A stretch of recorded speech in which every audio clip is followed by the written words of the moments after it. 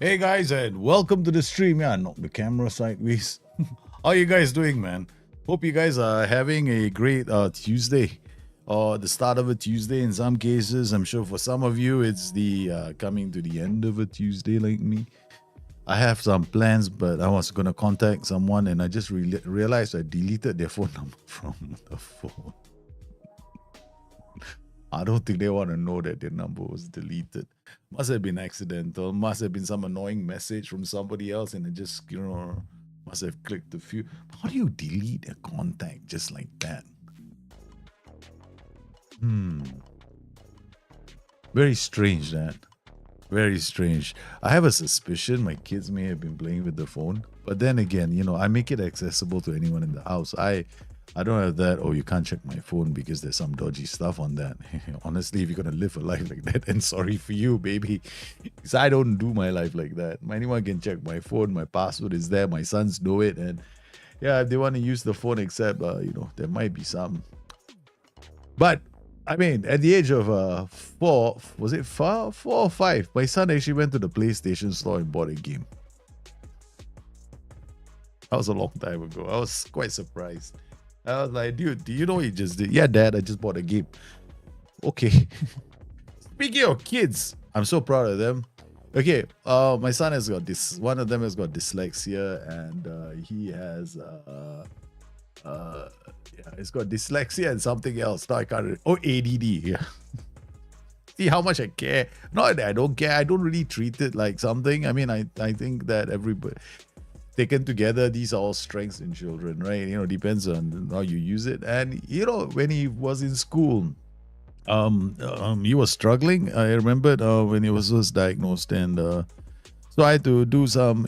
My wife actually, credit to my wife, because my wife was the one to find this interventionist, so to speak, right? So this early childhood intervention educators. So she found them. Oh, it cost an arm and a leg, but I sent him there. So yeah, was on this program for about a year. And those days, his average result in school was an E. An E.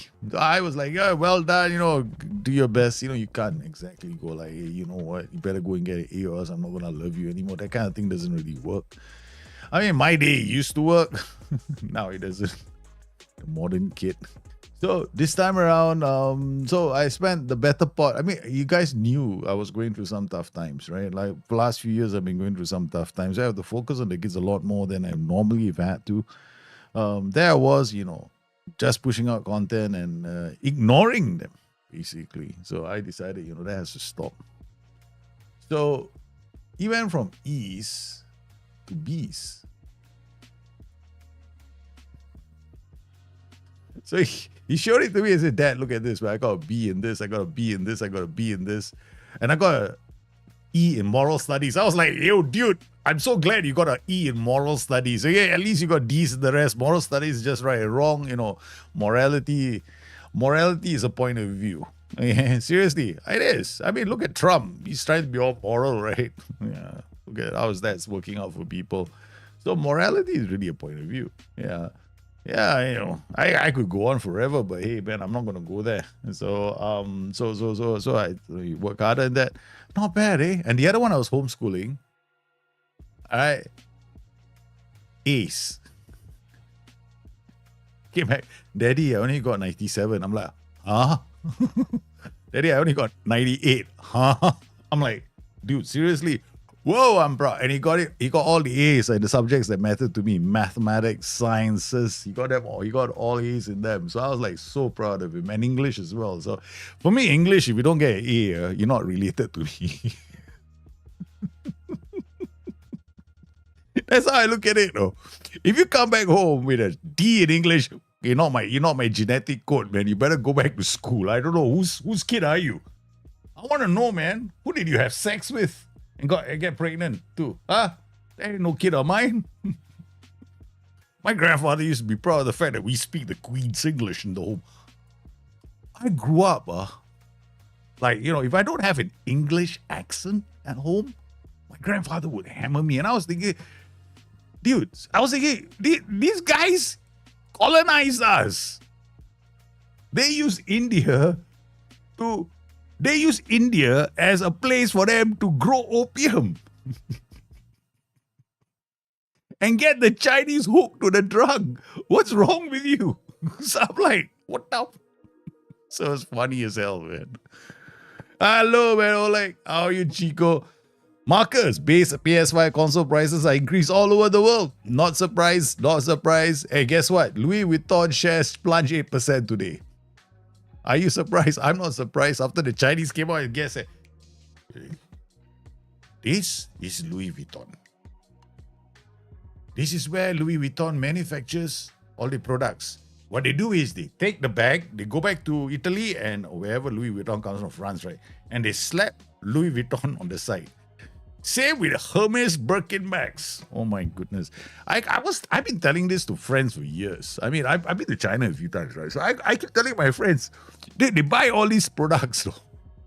Because China has been governed by a secrecy act for a really long time. So the government has a secrecy act on all these manufacturers.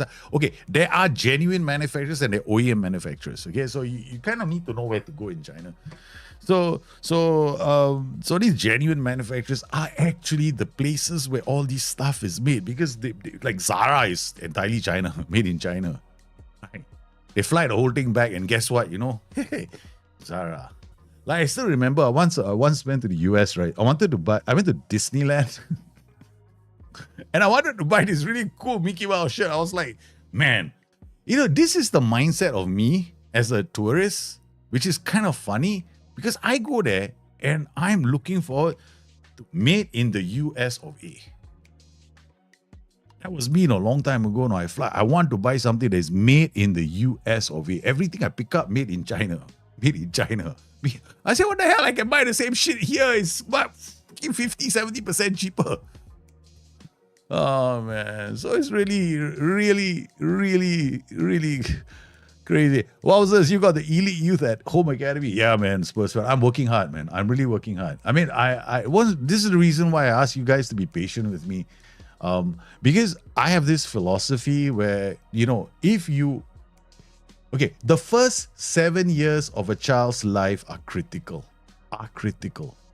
You've got to lay the foundations in the first 7 years. If you get it right, you lay the foundations in the first 7 years, you don't have to worry for the rest of your life. Because the foundations have been laid. But if you ignore the first 7 to maybe even up to the age of 10 years of development, and you assume that the schools are doing everything for you, you're asking for trouble. You are asking for trouble. I'm not asking you to sit down there with a stick and brandish it at your child, but this is my philosophy, and I don't think everybody should be, you know, it's each to their own, right? So my philosophy is to open my child's mind up to different ways of approaching the same subject. So when it came to mathematics, the school was teaching him one way. I said, son, you understand this, no? My son, no. Okay, I explain it to you using number bonds and stuff, the way I learned it in Singapore. I'm glad I learned it in Singapore. So this is the other thing about education right now, right? I spoke to a few of my friends, some of them in the US and some of them, you know, mostly in the US. And my poor brother has decided to become a US immigrant. Notice the dramatic pause. Okay. He also wears a turban. The last time he was in the US, he was actually, you know, a target of racist attacks. But he went back there. Where Biden was elected.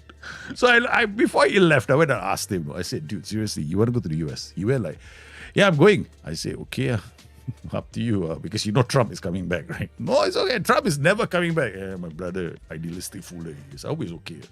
But coming back to this, right, in the US, right? So I was like, you know, the national schools, right, are so underfunded that children, you know, I mean, it's like you look at they should spend a bit more time, right? They should spend a bit more time, like you know, educating them, right? Like, you know, spending a bit more time with you know, expanding their mindset, because that's exactly how Russia fell, USSR. I mean, like Russia, right? USSR fell because the West was more vibrant economically and socially. Okay, so they had a better economy, and their citizens were like, basically you had Duran Duran coming from the UK, you had Bruce Springsteen, you had rock concerts, you had like Star Wars, everybody was like, okay. The great 80s, basically. Yeah, you had all that pop culture, you had music, you had rock and roll, you had the economy doing well because it was like, Gen Xers, man. What do you expect? So, no, those are the baby boomers, not the Gen Xers. So they went through, they had a great life. So the Russian wall actually fell down because they couldn't keep up. Right, social system. So essentially, economically, the West was doing well. And socially, in terms of education, they were also doing well. So Russia fell. Right? Now the Americans think that the same thing can happen to China. Except they have one slight problem. China is socially very vibrant. Because I went to China in 1998 and I went to Tianjin, northern port in China. And I was like, wow, this place is like, man, okay lah, not bad lah, but a bit dreary. I was like, yeah, okay, it's not bad. They're getting there, but they're okay. Yeah. It's not in New York. It's not like Rome, all these places. No, it's okay. It's a bit okay. I went back there a couple of years later and I was like, I was like looking left and right. I was like, holy cow, has this city exploded? In terms of education now, what the government has started doing is they started pushing education. The number of engineers, scientists, youngsters who are coming through, they're sharp as a whip. So they're educated. The only problem is inequity, Inequity is a big problem in China because you got different social classes now in China. So you've got those that earn about $1,000 a month, which is like the lowest social class, and you got those that are earning 30 to 40,000 a month. So there's a big divide now. So there's definitely an issue in China, but they're using education to bridge that gap. This is where China is going to get stronger. But then again, what to do? Such is life. I don't know. I hope the world comes to its common sense, and at the end of the day, we all learn how to live in peace and harmony and stop dropping bombs and, transferring guns to one country to fight a proxy war with another country. Things that happen in Africa. Africa is a proxy. The whole of Northern Africa has been a proxy war location since Anwar Sadat. Anwar Sadat was the first Egyptian prime minister to be assassinated because he wanted to unite all the Middle Eastern countries. Then came Gaddafi. Gaddafi was the second one, right? And the West always looks at him as a terrorist. But actually what he wanted to do was he wanted to unite all the African nations in Northern Africa and some of the Arab nations, backed by the 150 billion in reserves. And he wanted to create basically an African currency backed by gold.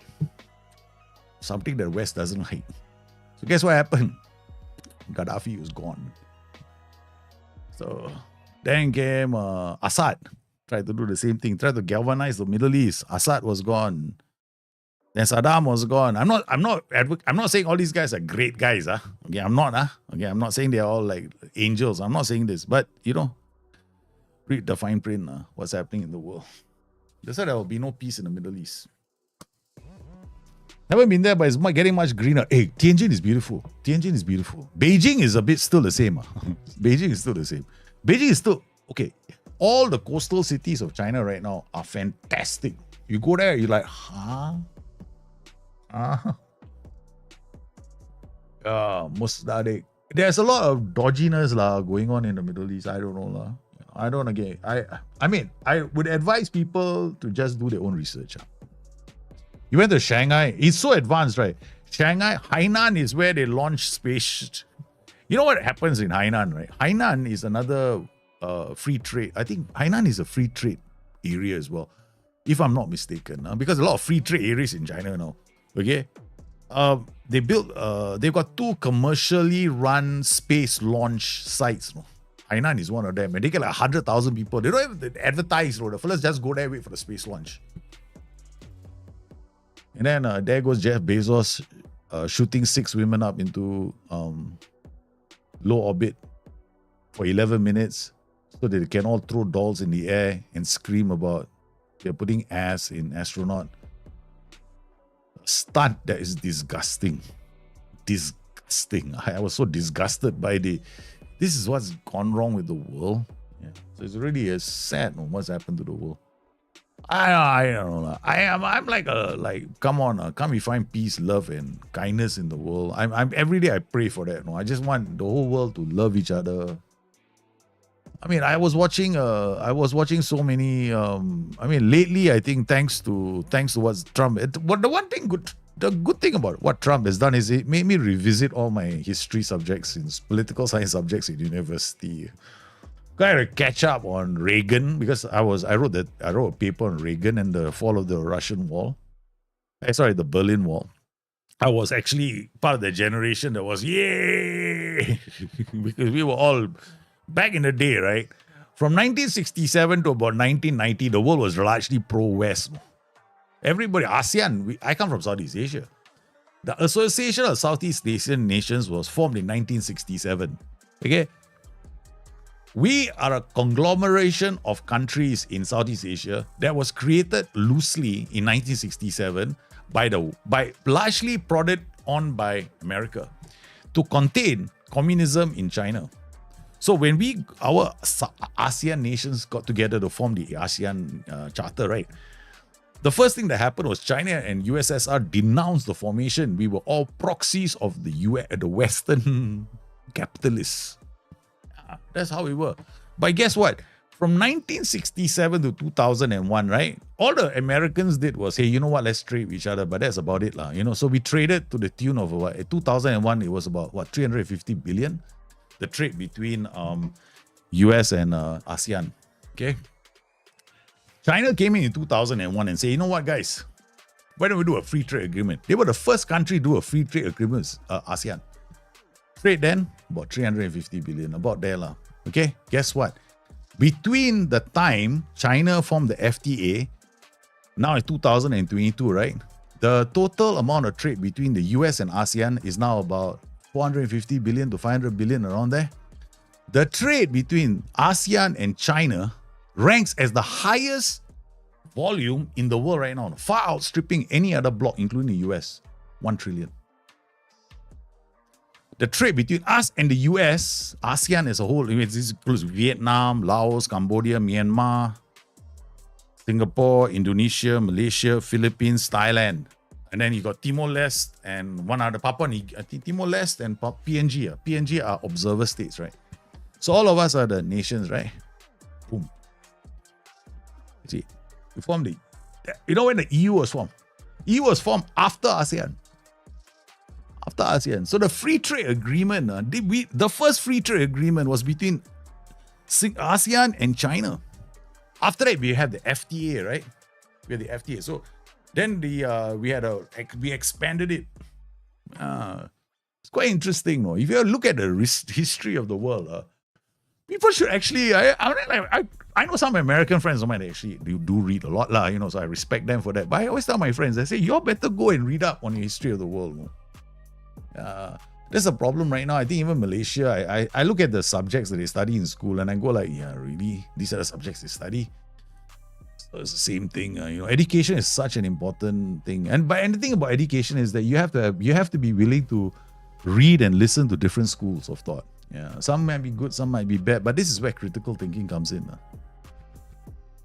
Yeah, the Golden Triangle carrying the Asian GDP like, oh, come on. Hey, Thailand, Vietnam, Malaysia, and Singapore. Huge amount of GDP right now. Huge. But the thing is, hopefully at the end of the day, common sense prevails, and people come to their senses, and the misogynistic views of some of the people in the world and their racist views are gone. I can't take this. Who now controls the present? Correct. No, that's a political point of view, man. If you control the present, you control the past. That's why politicians love to rewrite history. They all like to rewrite history. In the case of some people, in the case of some people, bloody history doesn't exist.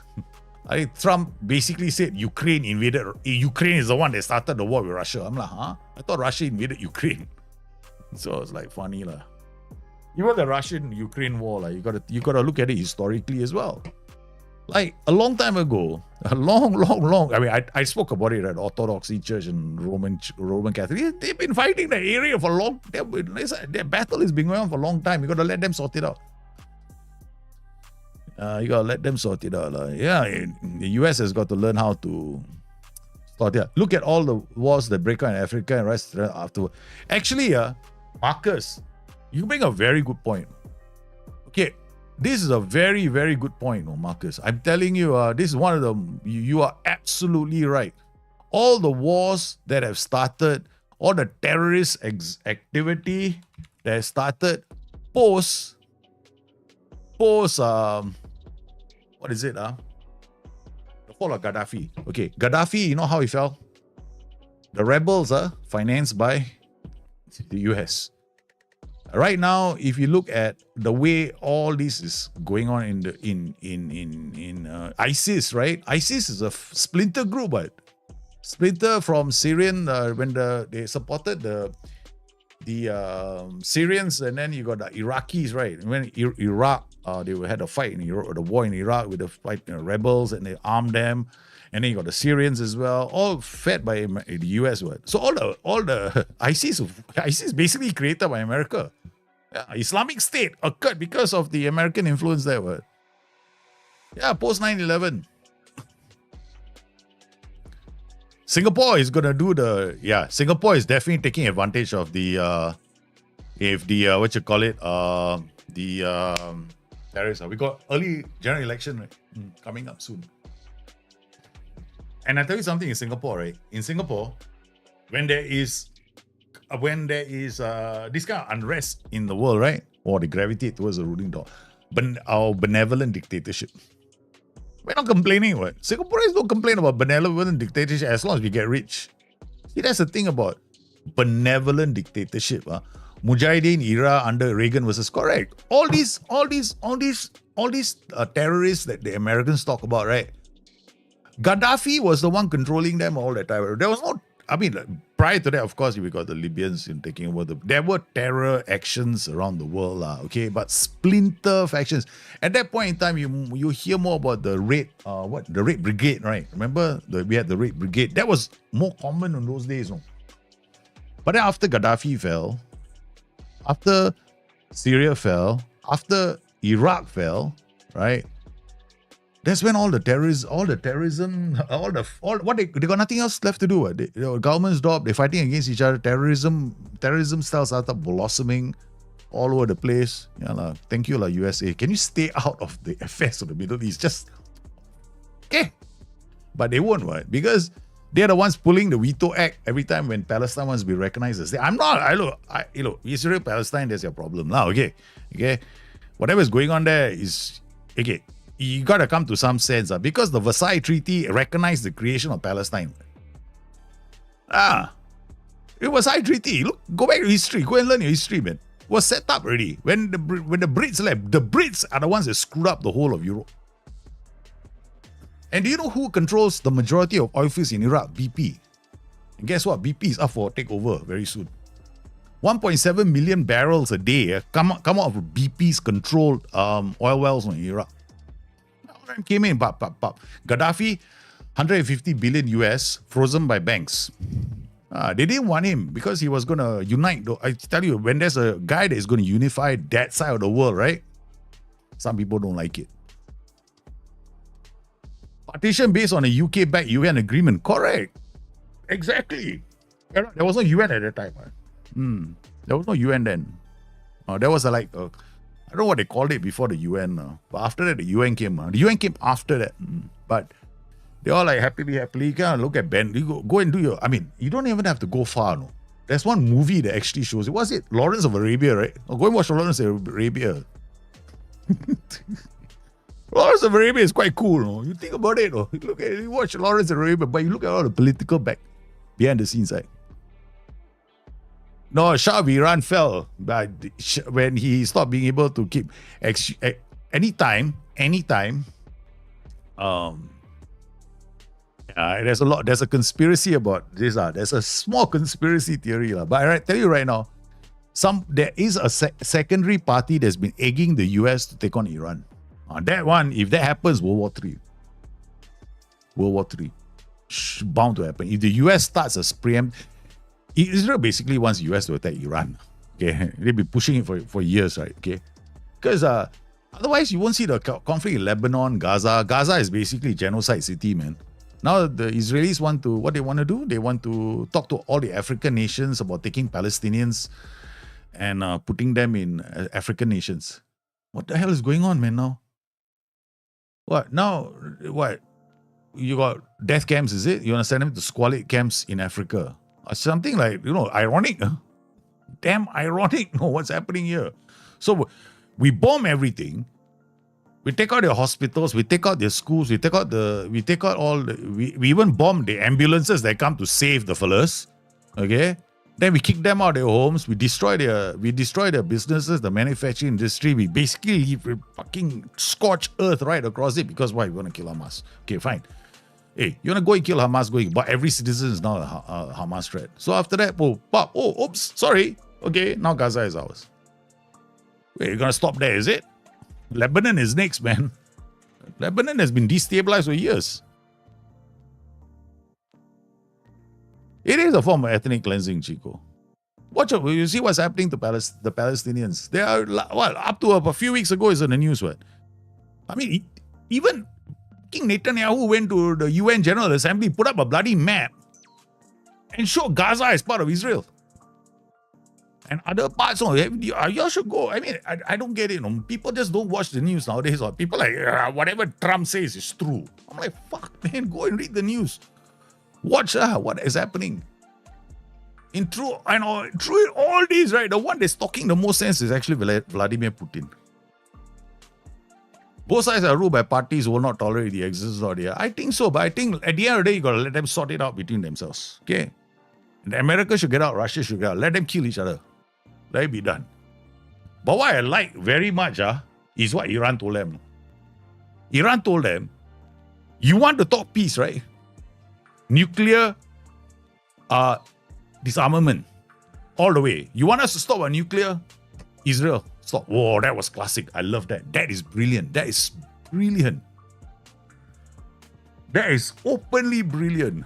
I'm waiting to see what's going to happen next. Because there is a strong possibility. Right now, the world's hottest hotspot right now is Iran right now. I'm watching Iran all the way. Taiwan is the next one. Because you know what?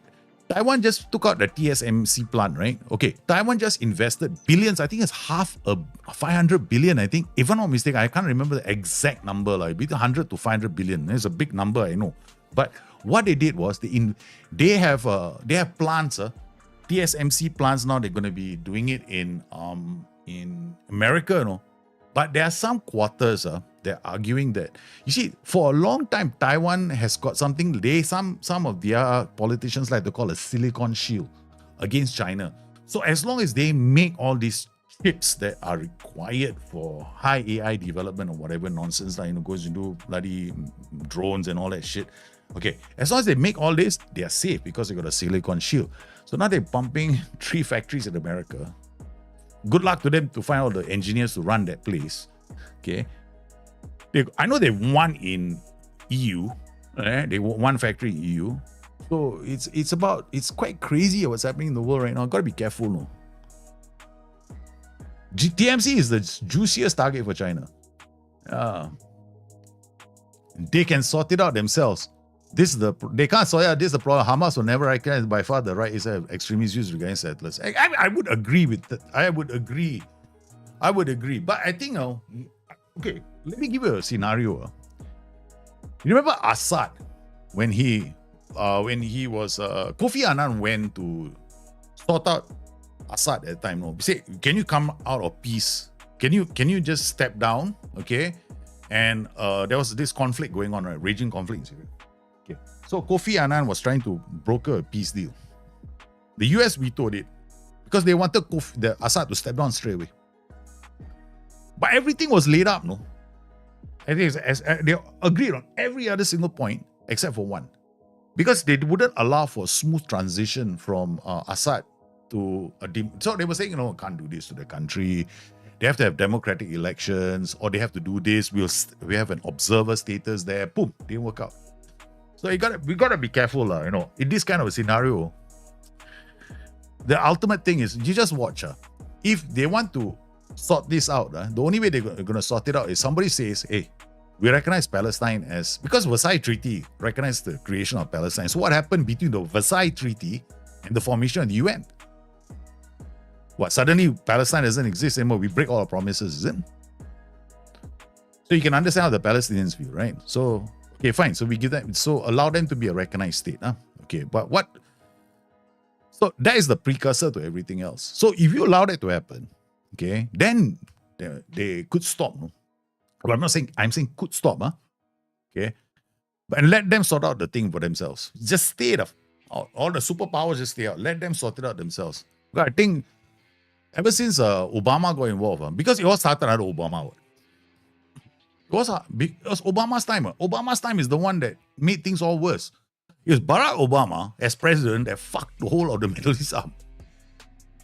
Before that, they were doing okay, They were doing all right for a while. I thought it was okay. So Barack Obama became president, the whole of the Middle East fell apart.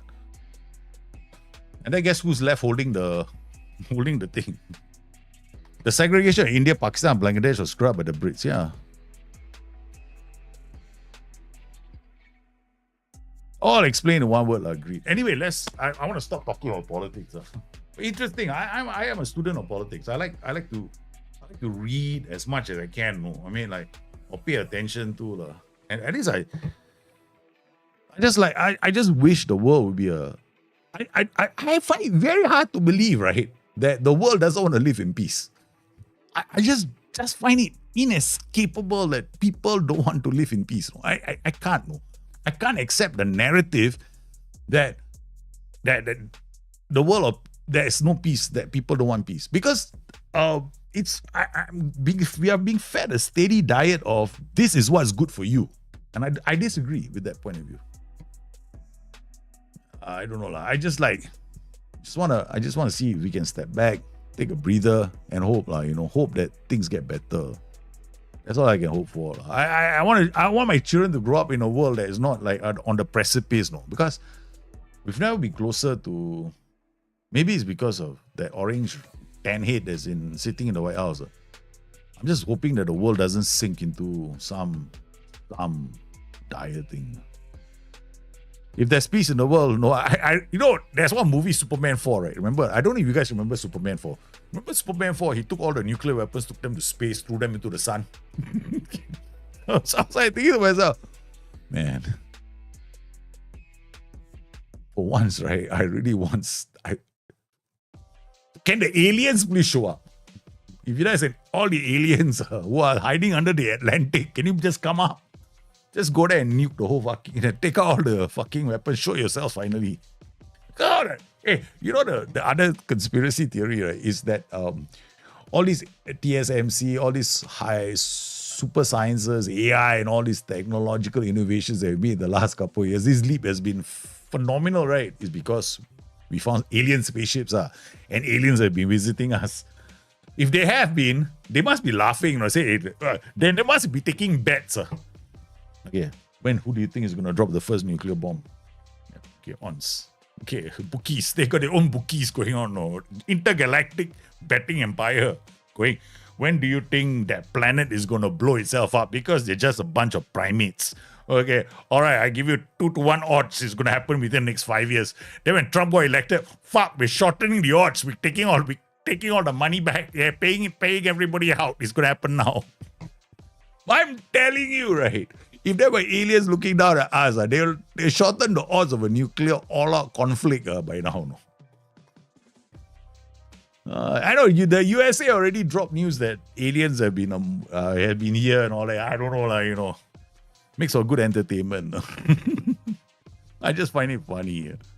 Anyway, let's come back to this. So we got these competitions that we're doing, you and I. Okay, so you are in charge of Leicester City. I'm in charge of Tottenham Hotspur. So let's look at Leicester City. For a moment, we are brothers in arms, standing close to ghosts. But you've had two defeats in the last 3 games. You lost to Liverpool 3-0, which is understandable. Then you lost to Burnley 4-1. I mean, you had some great wins over Brighton at home. You beat Southampton at home. You beat Sheffield United away, and then Norwich at home. Norwich, considering they're doing quite well. Looking at all the teams here, not bad. Tottenham here, Leicester here. And then if you look at the real world, the table, check this out, man. Leicester City about to go down, so I guess we got the money right. Okay, let's just face it. In the real world, right now, there is absolutely no way, no way that there's Leicester City, Southampton, and Ipswich Town are gonna be anywhere near safety. Okay, they're all going back. Like, embarrassing in certain cases, but they're all going back. And I look at United, man. And Tottenham Hotspur.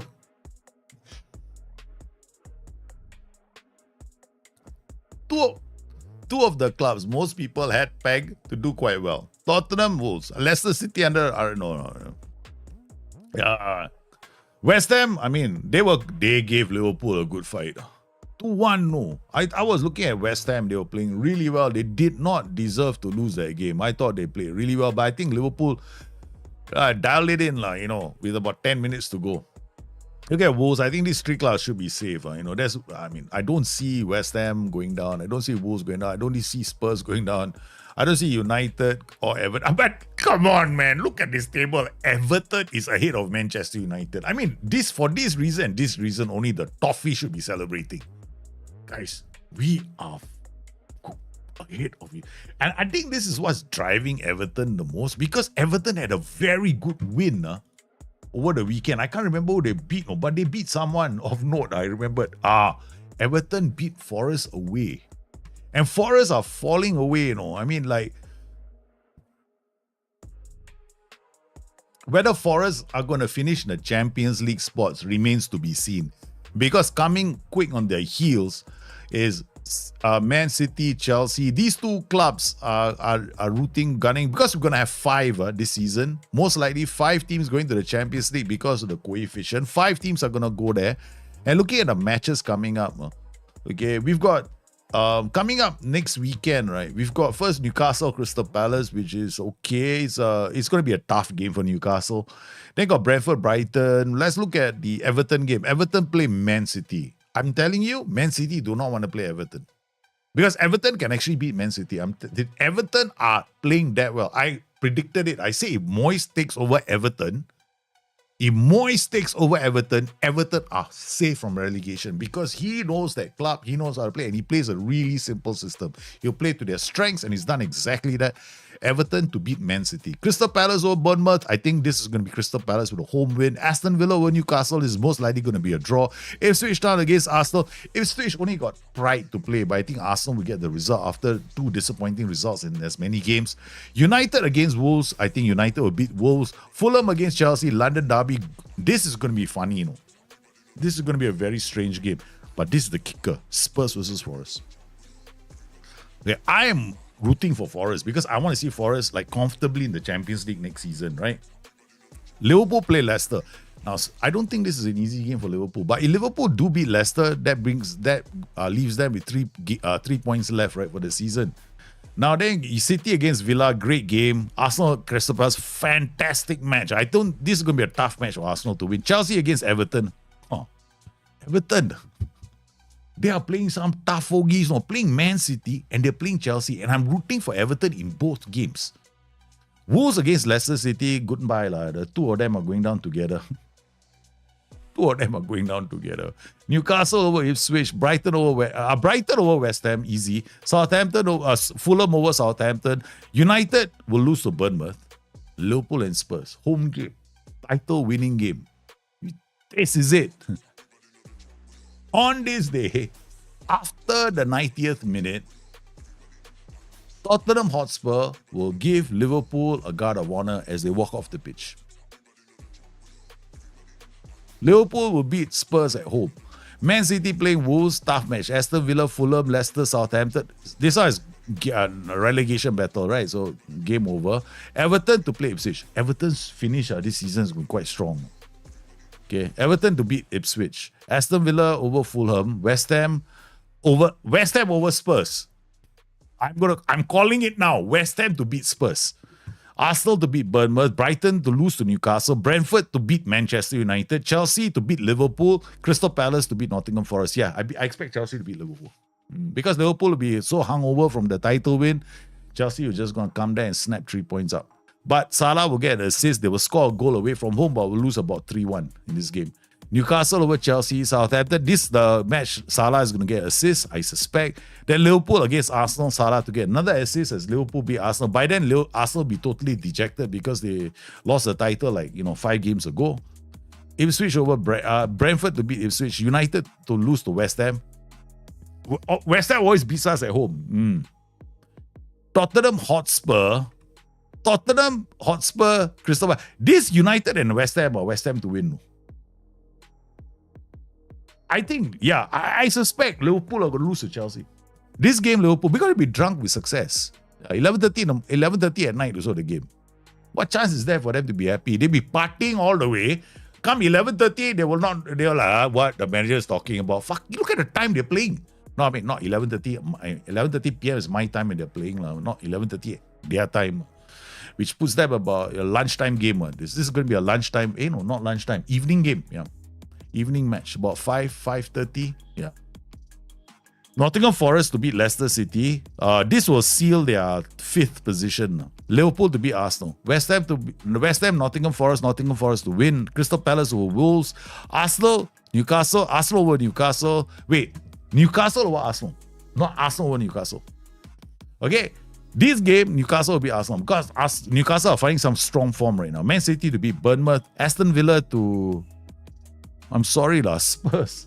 I don't see you moving much from that position you have. 35 points, is it?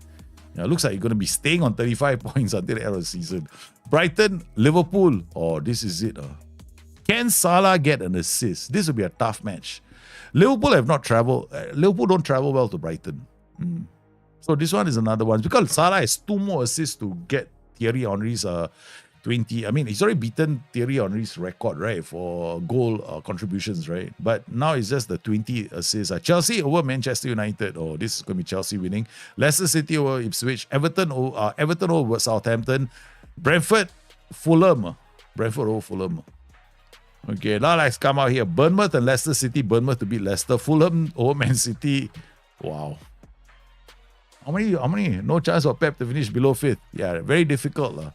For Pep to finish below 5th is going to be very difficult. Man City over Fulham. Wolves over Brentford over Wolves. Nottingham Forest, Chelsea. Nottingham Forest to beat Chelsea. The kamikaze match. This is the one they're going to go for it all the way. Okay? Manchester United or Aston Villa. Good luck to you, United. Southampton, Arsenal. Arsenal to beat Southampton. Newcastle, Everton. Newcastle to beat Everton. Liverpool, Crystal Palace. Bang, a lot of goals in this game. Okay. This is the game where Salah will get his final assist to officially take the mantle from our boy. And then that's it. The street parade, the off the thing, everybody, yeah, Liverpool, Salah gets his 20 assists, he become the hero. They'll have a bloody throne waiting for him at the side of the game. I can't help it. I had to talk about it. They want to give KDB a good farewell, correct? I suspect they want to give KDB a good farewell. As a non-Liverpool, looking at Liverpool failure, how do you rate? Has it been underwhelming considering the position you were in January? Okay, from a potential quadruple, I think for me, yes, it's been underwhelming, but let's look at it from different perspectives. Okay, firstly, the Champions League got a new format, right? So nobody knew what the format is going to be like. So a bit of an evil. I mean, unfortunately, we got PSG, who also had a very good record in the Champions League. So understandable that we lost. Disappointed? Yeah, definitely. But looking at Liverpool's squad, there's not a lot of depth. I mean, Endo is basically come on, and when Endo shows up, Liverpool are closing shop because that's the only thing Endo can do. And looking at the bench, we only have Gravenberch, and Gravenberch can be rotated. So, he's very tired. So there's a lack of depth in the Liverpool squad, and they played really well, I think. And I think legs have got a lot to play in it. Yeah, so I think that it's I would say, I think a quadruple is a fantastic achievement that only comes with a lot of depth. Liverpool make Udogi offer, reject. Who's this? Spurs fan, Tottenham. No, we don't want. I think Liverpool didn't buy the January transfer market. That was more a choice. Yeah, a choice. Because if you look at it this way, if Liverpool had gone into the January transfer market, they would have played over the top. And would that have made much of a difference? I think that's how they were calculating the prospect of adding someone to the squad, right? I think now with the current economic climate, it's a good time to go and buy players. Because, look, everybody is affected right now. Even the tariff situation. Trump has the World Cup coming up. I think a lot of these clubs are going to rein back on their player expenditure and television. Okay, I expect to see less money going to clubs, and clubs are going to have to start oh shit, we also make our stuff in China. All the Nike jerseys got Liverpool jerseys. You know how expensive a Liverpool jersey is? Holy cow. It's huge though. It's so expensive. So I think there's a lot of clubs going to... Is there also a risk in resigning both VVD given the age? I don't think... I think Salah has signed a new contract. And VVD has signed a new contract. I think... I won't be surprised if Trent Alexander-Arnold turns around.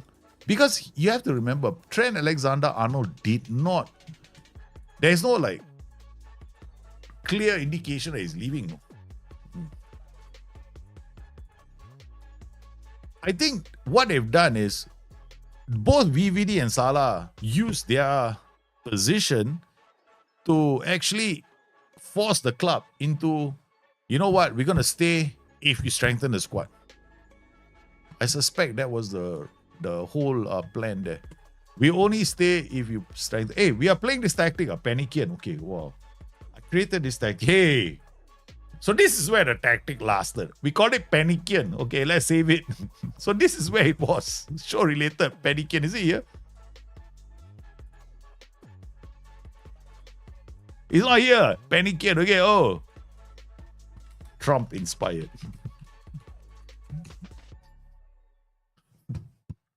So this is where it lasted. So I made this tactic called Panikian. Okay? All right, I don't know. Look at me. Trump is my inspiration for all things stupid. Okay. All right, so Goikarez, Kulusevski, Højbjerg, Mascado, Porro, Bonjono, Romero, Rodon, Udogi. Come on, guys. Oh, Street is still sprinted. Oh, sorry. My bad. Okay, so here we go. My bad. Thank you for letting me know. Yeah, I think Liam Delap. I don't think, now I think, just watch. I suspect the transfer market is not going to be bloated this year because a lot of clubs have to rein in their expenses. And I don't know about you guys, but are you guys going to, now that you know how much all these jerseys cost, are you going to, I don't know, man. I think we gotta look, I'm sure a lot of clubs are, I'm going to keep quiet, you know what I'm talking about. Okay, I'm not going to say much. I think I'm going to be politically correct about this. Okay, look, we got 2 DMs. I got many more DMs on the bench. I got only this Forza. So Forza is to come on. I mean, Joe Willock. Okay, Joe Willock for Rego. Hendrick will come on. Then James Madison, Marco Asensio. I think James Madison got tackling, got 11, so he can play. Marco Asensio got 8.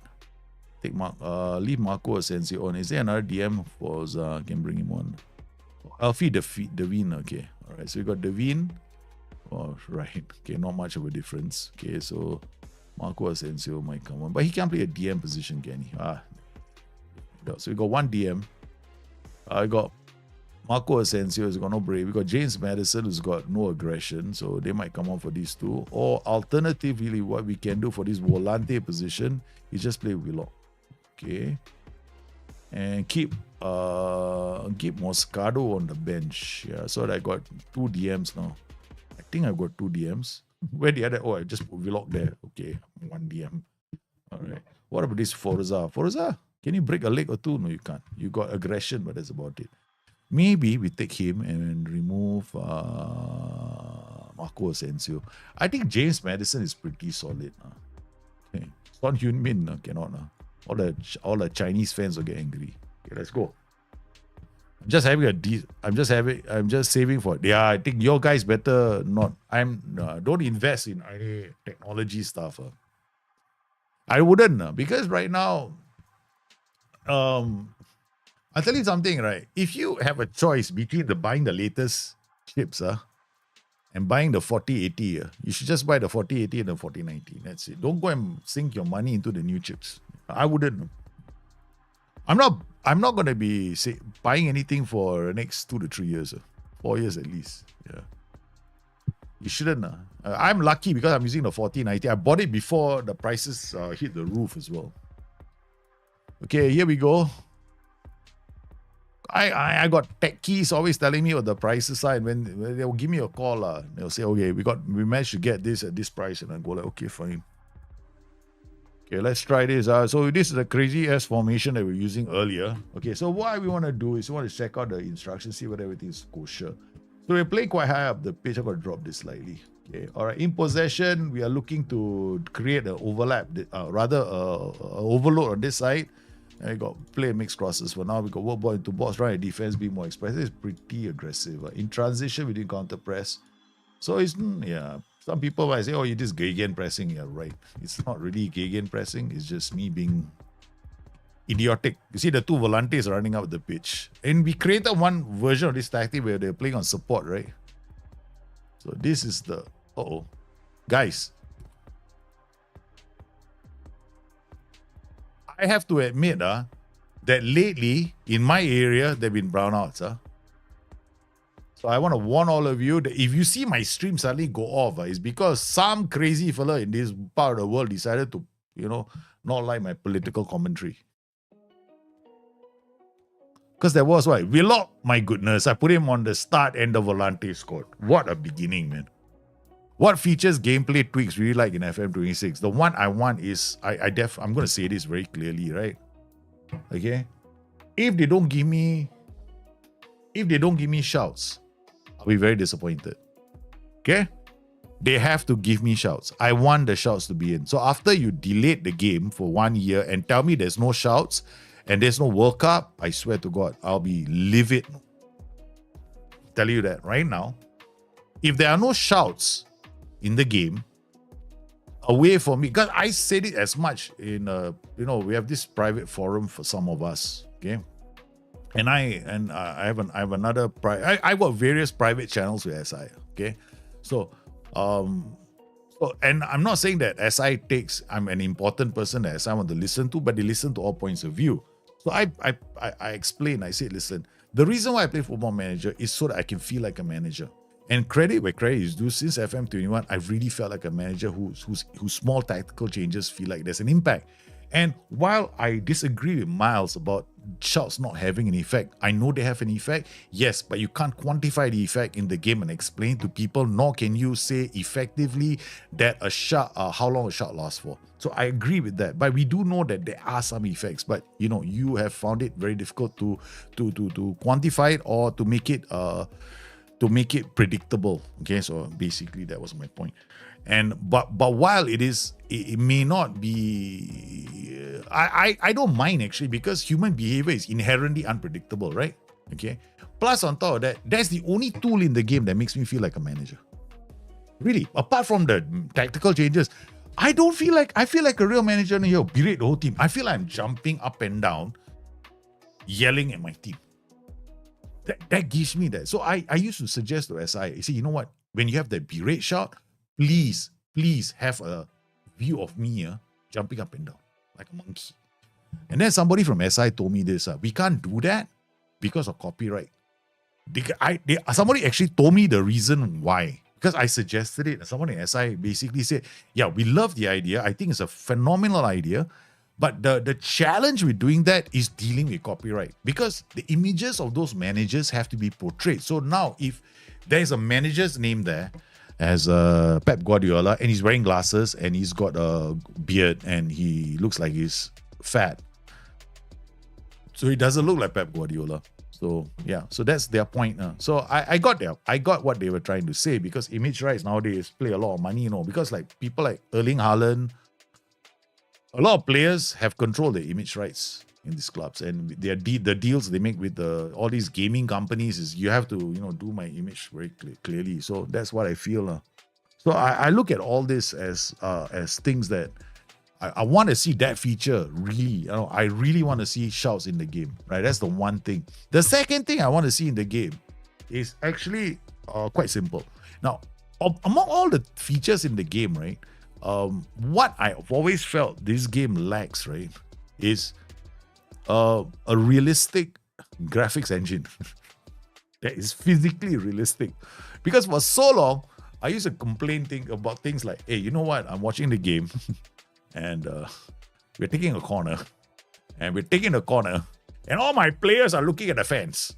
I used to say, I think we need to do better with the graphics engine. So what I do know, and we can't say too much into this. We can't really talk about it too much. But I do know the SI's movement to Unity is going to be a phenomenal graphics update. So yeah, I think that's a major one. The other thing I want to see from SI, and this is with regards to the UI. Now the UI for a long time feels like if it's too... Okay, this is the thing about the UI. The UI is the hardest thing to get right in this game. Okay? Because as a simulation, you want it to be a simulation, meaning you got data, you got access to data, and you can drill deep. That's what simulations are like. You want to drill deep. Okay? Especially now with the proliferation in data in the modern game. So everybody wants to dive deep. So, but the game also has to be accessible to the young, right? So it's got to be simple. So the UI must be easy enough for a person to navigate without it being too complicated. So I think what SI have to get right, and this is the difficult part, and I understand the challenges, is to give us a UI that is modular, and that is what I really want to see. Give me the chance to have a modular UI where I decide what's on the screen, and then I decide what I want to drill into. Okay. And if I want it to be complicated, allow me the option of drilling deep. And that's the problem for SI. So now they've got to come up with option A, option B, option C, option D, option E. Like, okay, some guy wants to have 10, wants to open up and dive into the screen. Like, it might look different on different monitors. So SI have a big challenge. I don't expect that to be realistic. So SI has got a big mountain to climb. As far as the graphics engine is concerned, I think that's the one I want to see the most improvements with. Wait, let me make a substitution now. Hoiberg should come on. We put James Madison on. I think that's going to be a mistake. I'll put James Madison on here for Son Heung-min. Gabriel Moscado will come on here. Then Dedic will come on the left. And then KOD will come on the right. That's it, man. So those are the main changes I want to see. Okay, the main changes. The tactics, right? I'm a bit worried. I have to admit this new thing that they are doing, because they haven't confirmed it yet. We only have like rumors and some screenshots that were apparently illegally obtained. If they are gonna do this whole with and without ball thing, right? Roles. They better open it up to a lot of testing. By people who game the engine a lot. People who are going to game the engine. So there are only a handful of people I know in the world that are like me. Me, Nap. I think that's it. Maybe some guys in Arena, FM Arena, probably them also. But they're not a lot, no? They work on gaming the whole engine. I know Nap does and I do. Both of us do. I have a lot of respect for Nap, no? His tactics are not, and the people used to say that his tactics are game-breaking tactics. They are not. He just looks at the game and then he goes, we did a show where I look at Nap's tactics and everybody was like, is this an exploit? And people are like, how is it an exploit? He's looking at the right roles and duty combinations. So I always find it very strange when people look at a tactic, like, the tactic that the guys used in the Indonesian team used in the PvP. People call it an exploit. I'm like, what exploit? What, 2 DMs is an exploit, is it? Then 2 wingers should be an exploit, 2 central defenders should be an exploit, 2 ball playing defenders should be an exploit by the argument. People use the argument that they are using 2 DMs, that it's an exploit. I'm like, what? Which universe do we live in? Where 2 are the same. So that's, you wanted me to answer. It's a long answer, but I've got a lot of features I want to see. Look at our team playing. Romero, what's wrong with you? Come, let's take Romero off last man. He took a knock. So apparently he's not feeling well, so he bring Izzat Toure. Okay, 5th change. Goalkeeper is an exploit. You know how sweeper, I use my goalkeeper to take set pieces? That is a definite exploit. I spend more time than I should having... How are you, Drew? I spent more time than I should looking for a comment you made on stream last week about Lampard being a carrot who gets further forward. Can I expand on that? Anything else you would do should get further forward, be a PI, a trade, or both? Not get further forward. Okay, Drew, if you want to play Frank Lampard, in the Frank Lampard role that he used to play, then there are 2 things you need to do. For a player to play like Frank Lampard, you have to gets into opposition area is a trait you want him to take, and then I think take long shots. I think there's one, right? Is there a trait for long shots? I think there's a trait for long shots. And you want that one too. So it gets into opposition area. That's the one you want. Gets into opposition area or arrives late in opposition. One is there. Because gets into opposition area makes him attack the box, right?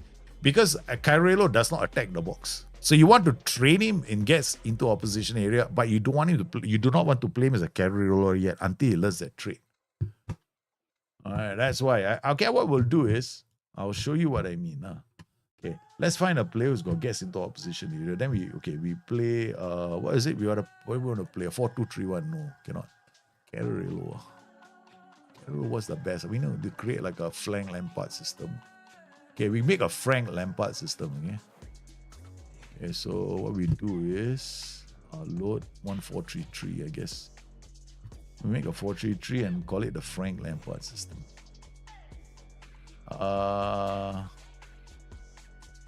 The ball. Let's see the ball. I think he's got one. Okay, we can play it here. No, but he's not carry low, so this one cannot. The ball load. The ball I won't play. This is not my tactic. It's actually whose tactic? It's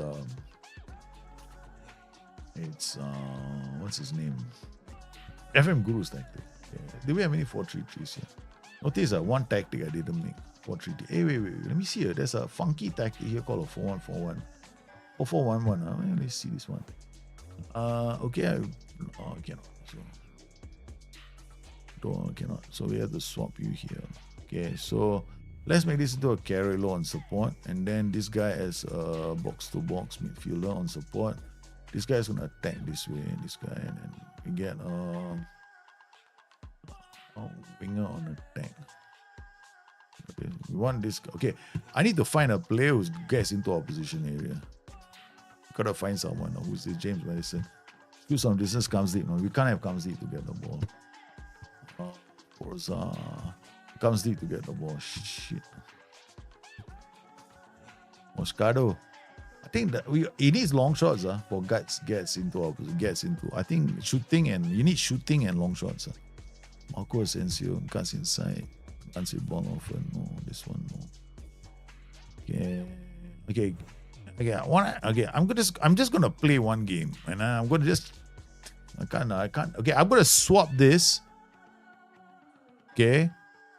So later I'm gonna put it back. Okay, I'm just gonna swap in first. Edit player attributes. I think traits, right?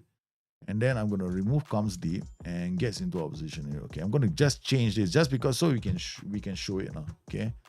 All right. So what I'm gonna do is play a 4-3-3. Okay, so we play like that. Okay, so got Carrello, box to. I'll play a ball winning midfielder. I rather we'll play box to box. So we get 2 guys, and then we'll play these guys deep line. defensive midfielder. Okay. All right. Then we got fullback, and then we'll play this guy as a ball-playing defender. Ball-playing defender, fullback on attack, winger. This is like, I mean, I don't know why, but people are just discovering. No, Lampard was not a CM on attack. Like, he used to play in this area, and then he used to arrive late in the box. Lampard was famous for what, no? Shots.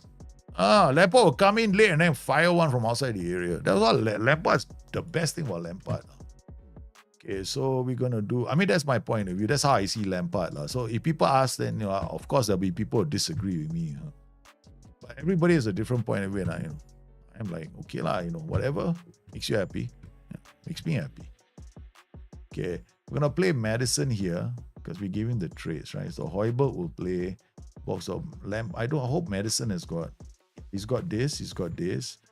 Yeah, because Lampard didn't really come back to defend. So one thing, and okay, we didn't give him aggression, so we're not change too many things over here. Fonseca, yeah, Toure, Coyote. So play our defense. Okay, pressing forward. I think we're gonna play a complete forward and attack. Yeah. Okay. So this role is gonna be playing in the half space, but it's also gonna attack that area, because right now, what we have is in this role. So again, choose on distance secret. So basically, these two I see Lampard having. A Lampard will have this, choose on distance. Okay. All right, so that's what we're gonna do. Counter, invite the cross. We're gonna push it really high and get the backline involved as much as we can to bring the ball up the pitch. Okay, so this is very attacking. So they're gonna build play up down the left. Okay, so we got I think what we're going to do is encourage more. Yeah, so DLP on the left, fullback. Carroll is just going to support play on the wings, and then this guy is going to go around them. Okay, let me think about how to make this even more. Okay, let's just try that. Okay, and then fullback on attack and winger. Actually, I love fullbacks. Fullbacks are, I always said, one of the best roles, and I've been saying it since I've been playing this game, and you guys should know this by now. Okay, the best role for the flanks has always been fullback. Other role comes close. Okay, so we could play him, Kulusevski. What's he? Right wing, left wing, runs for ball, tries to kill the balls, plays shot, comes deep to get the ball. Okay, this might be interesting. I don't think so. Let's see whether we got anybody else. I want somebody that just gives us width and is attacking down the flanks. Sensio. Shoots on distance, cuts inside from both wings. Cuts inside. Okay, maybe. Okay, Pedro Porro. Just wing. Okay, that's it. Gets one. Okay, Pedro Porro go on from. Okay. Pedro Porro is going to give us the width. I'm going to put Bonjono back. Okay. Goico Reyes is, wow, look at his development, man. At the time of his life playing for me. Okay. All right. I don't know if these players are ready. I can't tell, no. Physically, if they're okay. I'm just picking players up. Man, it should be fine. No, it's not. Condition, Bonjono is not. Okay, so take him off for Christian. No, Romero. Hey, wait, when's the next game? 3 days. Why are you so excited? Hold on. Squad. Give you all a break. We just want to see the tactic at work. Yeah. I would get bored of Football Manager if I'm not into this whole tactic creating thing. Yeah. If it was just develop players, I'm bored already. Because I know how to develop players and turn them into superstars, right? So for me, the best part about playing the game is I love the whole tactical side of it. So I like to make tactics. James Madison, see, this guy's a youth group, right? So put in another youngster. I think we put in what's that? That's a James Madison. May have to put Hendrick. No, Hendrick waste of time. He cannot go in. Cannot go in. Maybe this guy. Okay, put this. Shucks, we got two fellas in there. Okay, so no effect. Santiago Gimenez. Forget it. So. Poor Callum, no. Now we take out Callum, he cannot go in any group. Because probably Callum, right? He needs the assistant. He needs the assistant manager. Because I showed you guys, right, how to mentor kids who are in the second team without moving them to the senior team. That's how you do it. Quite easy, but Once you lose a player, then you got to add a player to the group. The tactical part of it is only part that keeps me interested in this game. I can tell you, right, FM 16, FM 15, FM 14, FM 13, 12, 11, 10, 9, 8, 7, 6, 5, 4, 3, 2, all, lasted about 3 months. And there was no point. Because it was like, there was only one, and those days, there was a meta way to play. Okay. Those days, there was clearly a meta formation. There was only one formation that you would play, and that was the best one. So prior to FM 16, right, was one meta. FM 16 also kind of had one meta, the 4-3-3. This was killed by, I think, FM 17. Then became the 4-2-3-1 and the 4-4-2. And the 4-2-3-1, the 4-4-2 then dominated the meta, as in the best tactics, right, until now. Okay, now we're going to try and create. So watch out for this guy, Madison, to see whether he actually gets into the area much like the old. And now the tempo, I think we got to be careful. We don't want to be maxed out tempo, and we don't want to play on attack. We'll play on balance, so it gives us some time. We drop the tempo to normal. Okay. Right defense we won't do, but we're not going to do a focus play here. We're going to do a overlap, I think. Yeah, overlap on the left flank. Okay, because I've got a fullback and I've got DLP and a winger, so I'm going to try and attack this way, winger, and then we'll see whether we can create the space for Madison to come attack. And the other thing we want to do is probably slow down the play so it gives our boy a bit of chance to score goals. Okay, so all these things is slowing down the play. We're going to box. I might shoot on side now. According to James Frank Lampard's tactical, he as a coach, right? He's all about shoot on side. I checked out his interviews and his personal thoughts on this. All shoot on side. Okay, so tactics, we're gonna save this. Okay, this is Lampard now. Lampard 4-3-3. So let's see if it works. Yeah, I definitely have to make changes because I'm watching it as we play. DLP Carrero, not my favorite roles for this system because no one is attacking the box except for the Carrero, and I got to wait for him to do it. That's only downside. So I'm gonna watch it a bit more. Looking at the shape is quite wide. Put a comprehensive. I want to see a bit more. So far, United committing quite a few fouls. Ugarte, Varane using the ball playing. We've got fullbacks attacking, or wingers giving us width. We've got this guy dropping. So we're trying to move them around, but we haven't scored anything yet. Okay. Oh, there we go. Okay, Pedro again. Oi, come on. Madison doing a decent job, but it's not enough as someone called Rasmus Højlund has scored a goal. And it's been disallowed. Thank you very much. So we berate our team for the stupidity in defense. Okay, they are too wide. Okay. So I am going to draw. Sorry, I cannot help it. No. Okay, the left one then. Okay. Hopefully the guys come inside on the left flank. But two inside forwards there, so.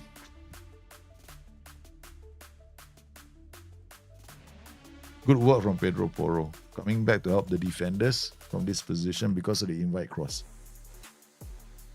Okay, Bonjono to Højbjerg. Back. Madison linking up play. He's coming late and he's just at the edge of the area. I wonder Volante better. No? I'm thinking Volante better. Volante will defend our box. The thing is, I don't want him to go into the box. No, I don't want him to defend because Carrero guaranteed not to defend. So the thing is, Lampard never defended. He never defended. He was always up to here. He never goes in the box. Always staying at the edge of the area. So that's what I want to do. That's the only role that will do that. CM on attack will still come back and help you defend. No. Oh. Hey, Madison is here inside the box. That's a set piece, the set piece routine. Now he's getting up the pitch, but stop short.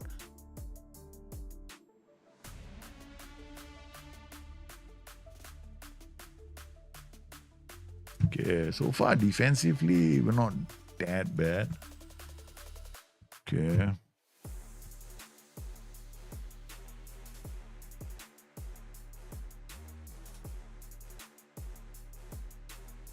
Nice one from Son Heung-min coming back to help defend.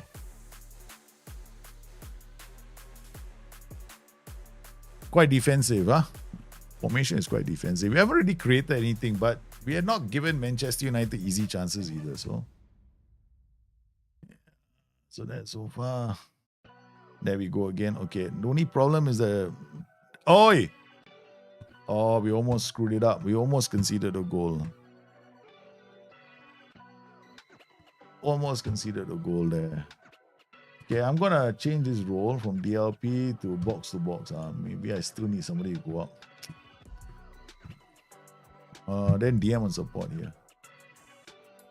This will encourage my entire formation to move up the pitch.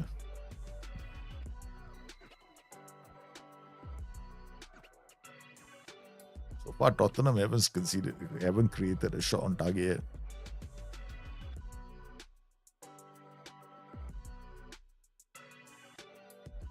I mean, making him a CM on A is actually for me quite easy lah. You know, I if I want him to score a lot of goals, yeah. But I actually did a Carrillo version of him before. That was in FM 17. Was it FM 17 or FM 18? I did one long time ago. But it'd be interesting to make just specifically for him. And I'm thinking how to do it. I got to get the whole formation out of the pitch. That's the only way the Carrillo is going to get inside the box. But he's playing okay. He's actually playing better than the role on the left. How can I do that? Unless I get this guy to go back inside for one support. Carrillo might work. Go into half space and hold hands with Pedro Porro. So I can take Pedro Porro off. And Hendrik, we might live to regret this. Then Destiny Udogie. That's it. Nobody else. Okay, that's about it, man. Substitutions, I just ran out of subs.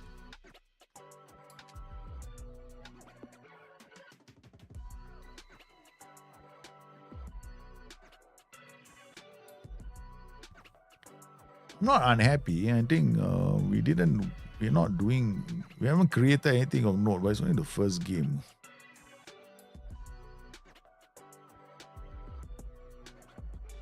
So defensively, they're not getting easy chances. And for that, I'm happy.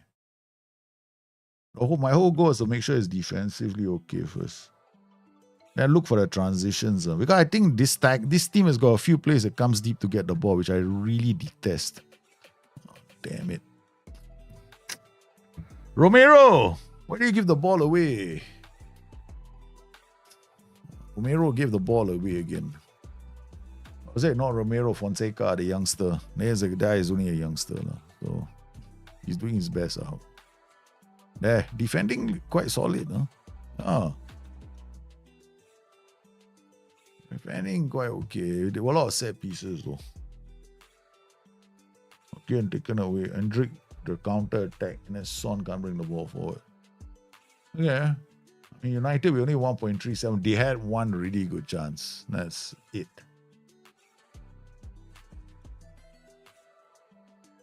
Red and okay. I think I know what to do. Change the role from complete forward to something else. Yeah, it's not a bad start. Not bad. Not great, but not that great. I mean, I would have loved to win now, but my first goal is to make sure we don't concede goals. Yeah, I'll work on the next one. Let's try and tweak it. I know it's not ideal. My ideal tactic will have a CM on attack. I'm thinking of whether or not to do it. If I play Mazzala and Carrillo, then I get a really nice flank-based attack. But that's the other option I have. So instead of box-to-box, do a Mazzala. He'll support the fullback as he goes up the pitch and the winger. So they go into the half space, they'll pull the roles, they'll pull the opposition further to the left. That might be interesting. No worries, man. I like doing this. That's the thing. Yeah, put too many. I don't know. That's Isra. That's one option. Putting a CMS as a put. But I want to do Carrillo because this is the only role that doesn't come back and defend. The rest of the roles do. Okay, so what we're going to do here? I put Mazzala here on attack. No, attack may be possible. You go to the half space. You drag the whole team towards this side of the pitch. Okay.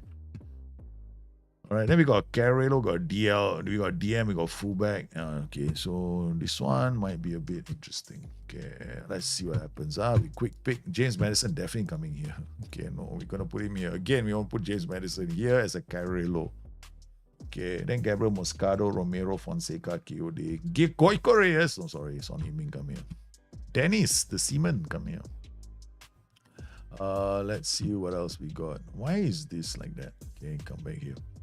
Okay, so who do we have? We got Dennis, we got Michael, we got these guys. Amadedish, Gabriel Moscado, Jao Rego, Muhin. Udoge, Bonjono. Bonjono is not 100%, so he's on the bench. Pedro Porro, Andre Bissouma. I really have a player. Bissouma is here. Okay, let's go in.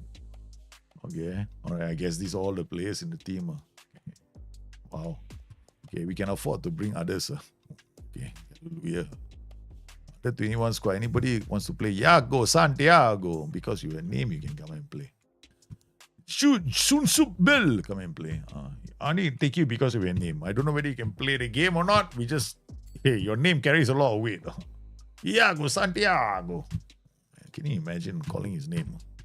If we play really wide, focus play on center, really Krabix. Yeah, if you play really wide, you will encourage flank attacks. So we're going to do this, we're going to encourage the flank. But you're not going to do this, we're going to do an overlap, no, underlap on the left, right? We're going to lower the tempo. Not going to. I think we're going to run defense and check them back. We're going to work ball into box and then do low crosses or cutbacks so that we can get the Carrello to score goals. Okay. Then we're going to counter, distribute quickly, distribute the fullbacks, we're going to throw it long. And then from here, we're going to do the same thing. I think we're going to prevent short goalkeeper distribution. Yeah, okay. So we start off on balanced again. So the way I'm looking at it, I want to get to the byline and do these cutbacks. Against Liverpool, it's easier said than done. In the Champions League, some more. Not bad, Could you save this to draws once you're done? Yeah. I mean, once I'm done with it, I think I will save it now. Okay, what is it called? It's called yes, Discord Tactics. That's show related. It's already here. I'll call this Lampard inspired now. Lampard inspired. 433 WIP. Work in progress. So you'll see this. If you see this, means I haven't finalized the tactic. Okay, let's go. CM, AP, DM, IFB. Okay, Liverpool are definitely not using the flanks. Okay. They got one IFB and one. So we have the more attacking tactic. We have the much more attacking tactic. And I expect a win. Oh, man. Am I ambitious or what? We are playing away from home. God. Okay, there go Koreas. Check back, Orego. It's not bad. We got the byline and then Carrello was waiting at the edge of the area. Nice. We get another throw. KOD. And where's our Madison? There he is. Okay. Putting pressure on Liverpool, man. Oh, wide. Okay. Not bad. We're going to use the flanks a lot more because of our width. But we're also going to... You can see our fullbacks are quite high up the pitch. So only our defenders are back defending. KOD not attacking. You got support. Finds Jao Rego. KOD eats Vlog, man. It's a corner. Okay. Oh. Took it off. Luis Diaz attacking our goal. Oh no. Sign of things to come, is it? Who's that? Yeah, who's that? Diop. Who the hell is Diop? Diego Jota, Nunes, Diaz, McAllister. Okay, good. Fonseca. Oh, Fonseca, the youngster. Yucks. Good. Okay, changing this role to encourage a bit more of the giving. So to encourage the rest of the team to come high up the pitch, I'm changing a complete forward to poacher. Because if I play poacher, then we're gonna get even higher up the pitch. Very risky. So I might change the right back to an inverted fullback. Madison there. He's at the edge of the area waiting. That's what we want him to be. We want him to be here. So it's working. But now we're doing the cutbacks, hoping that he can get to the edge of the area and smash it in. So he's coming here. He's all the way here. So that's where we got him to. So we managed to get him right into the edge of the area. So Madison now linking up, play, then gets into the area, waiting. No. So if he gets, there's a long shot, he comes back. He'll work ball into box, he'll come in. I mean, it's not perfect. You know, he will sometimes gets into opposition area is the trait to get him to shoot.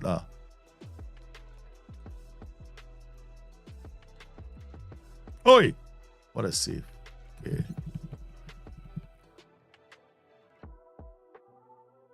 The one thing, Drew, I do not do, Intanin, I do not do, is focus play to center.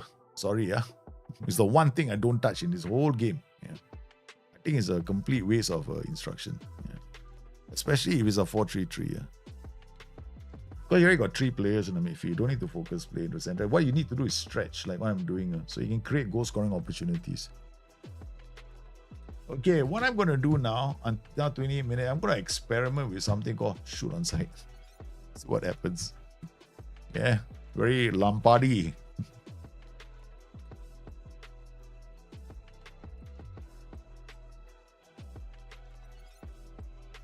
I can't play F9 to drop back.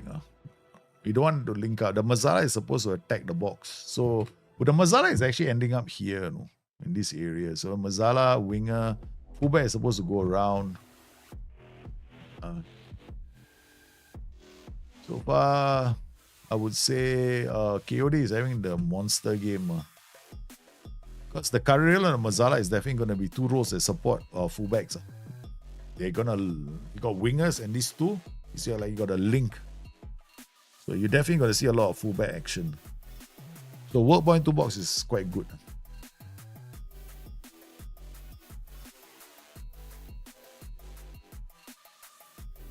First half, Liverpool 0, Tottenham Hotspur 0 in the Champions League. Okay, wow. Okay, I am not happy with your performance out there. Yeah, Darwin always. This game is the same. At least they got that part right. I'm toying with this Goicoreus because if I give him channel runs, I'm debating what role to give him for this. So it's maybe also we can play him as a pressing for an attack. Pressing for a defend also is possible. Get him to come back and help us defend. But I'll try pressing for an attack first. You run the channels. You go left and they're right in between players as well. Oh, good work from our defense. So Seaman has got questions, but I throw it long, correct? Good. Oh, they did well. Aye, Son Heung-min, what's wrong with you? He's not paying attention. Good work. They're pressing forward, wins the ball back. Son. Again. Son Heung-min. Darwin Núñez scores. He rounded the keeper. It's Son Heung-min's fault. He lost the ball. Boom. They took it off him and then they did a rapid counter attack. And Darwin Núñez rounded the keeper. Again, whoever thought that he would do it? He did it. No, he rounded our keeper. He played well. Okay, coming in. Madison's trying to get in. Navid has said, yeah, I know. They got that part wrong. João Rego. Okay, we're going to have to make some changes. Okay. All right, so we're going to have to bring on Kulusevski for Rego. Pedro Porro for... I don't know, man. Pedro Porro for KOD. Son Heung-min coming off. He's playing terribly. So we bring Hendrik on. What about Iago? Santiago?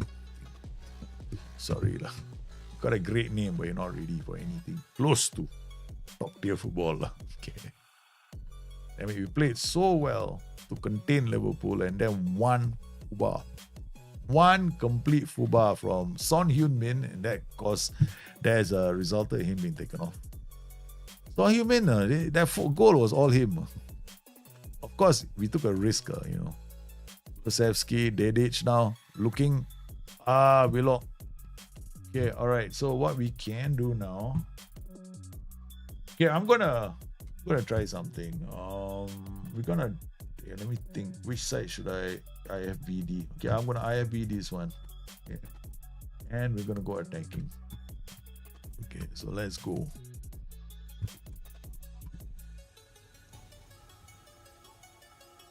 go. Willock. Hendrick now. Dedic. Willock. Come on. Oi. Oh, they almost did it again. If he only held on to the ball long enough to square it for Madison was in the area. Not bad, not bad. I'm actually liking what I see. Defended. Yeah, defended. We are playing well. I like this. I like this tactic. Okay. Lampard inspired, still work in progress. We haven't ended this. Yeah. The other role I think you can give him is Mazzala, because Mazzala's don't come back in defense so well. Aye! Second goal. Darwin Núñez with 2 goals. Come on. This game is broken. It's official, this game is broken. It's broken. The game is broken. I refuse to play this game anymore. Darwin Núñez got 2 goals in one game for Liverpool. Which universe has he done that? Come on. The game is bugged. I'm going to file a bug report.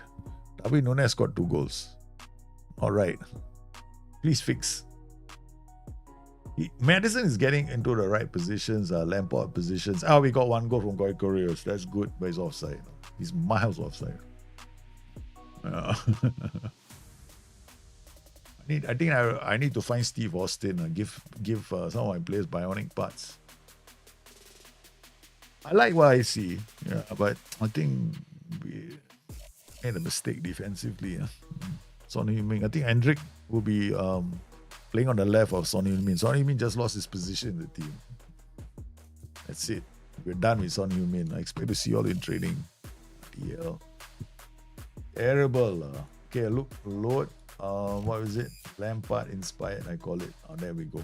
No tactic. Okay, good. Only the attacker left.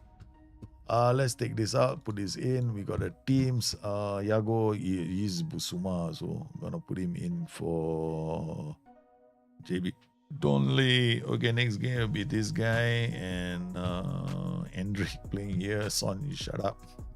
Get out. Destiny will play here. And then we'll have Pedro Porro and Coyote will be on the bench. Fonseca is not playing. We got Bonjono. Okay. All right, let's go. It must be wearing a Uruguayan shirt. Completely agree with you. Useless on the bum. Hey, what about? Hey, hello. Have you seen? Let's look at the inbox. How's Leicester doing? We moved into European spots. Leicester, how did you do? Your team, Leicester City drew against Brentford. That's a good result. So Leicester are safe from relegation. Leicester doing okay. Mid-table, 28 points. 10 points clear of Brentford. Found out more defensive roles has better impact in 4-3-3 midfield. Try to put no. We want to play Carrillo because we are trying to make him into basically what we're trying to do is we're trying to create a Lampard-inspired tactic. So the Carrillo is actually Lampard's position. He's getting into all the positions Lampard used to get into, like edge of the area, waiting to crack a long shot. So we managed to get him to get into those positions. So first job was getting into the position. So Lampard did score quite a lot of goals, but he wasn't like a 30 goal. Maybe 10 goals a season, 15 goals a season. Let's check. Let's go. Highest number of goals scored by Frank Lampard in one season. Frank Lampard, most goals. How many goals did he score? He scored 211 but what is his average per season? No? Give his Chelsea career, right? It's the Chelsea career I'm interested in, not the others. Okay, so Chelsea, they wouldn't give us. Now, yeah, they do. Okay, all right, Chelsea season, right? 16, 22, prolific. This is our target. Okay, 22 goals in one season. How many assists? They don't give us assists. Only league goals, 22. Okay, fair enough. Assists here. No. Only goals. Frank Lampard assists in one season list. Frank Lampard has his most 18 assists. So, okay. So, if I were to look at his largest number of assists, okay, right, goals plus assists, goal contributions 31, 36. So, basically, we're looking at a goal contribution of at least for his Chelsea career, okay, we take all these numbers, we average it out. 31, 36. I mean, this is a loose average, based on my calculations in my head very quickly. About 25, okay, 26, All right. So with just one. It is where got 47. This is goals plus assists. What total contributions? Chelsea. Yeah, he had like 18 assists, right? And then goals plus assists, he had 31. Here's 36. This one, goals plus assists. This list here. The highest I think he had is like goals, and then his matches completed. Yeah, you're looking at all competitions, right? So I'm just looking at this. I'm just looking at the league. The league easier to track. So I think we're gonna okay. So I want to average it out, right? I would say we give him about 30. Try and aim for 30. Okay, so we're gonna try and aim for 30 for this role. Okay, so whatever. No, this is becoming a very weird save. We just swung into Frank Lampard territory only. Okay, so we're gonna turn James Maddison. So just James Maddison into Frank Lampard. Okay. Let's see whether we can. Okay, because Chelsea at the time also played like basically a 4-3-3. Right? They had a DM, Frank Lampard. I know this is not really Chelsea, but this is the only role I know in the game of Football Manager where he does not defend. Yeah. Exclusively, and he didn't really he's not like a attacking he doesn't attack the box, go into the box all the time. He just hangs around here, scores bangers from outside the goal, right? Okay, let's see. Frank, but how many goals did he score in what was the year 2009 to 2010 from 20 yards?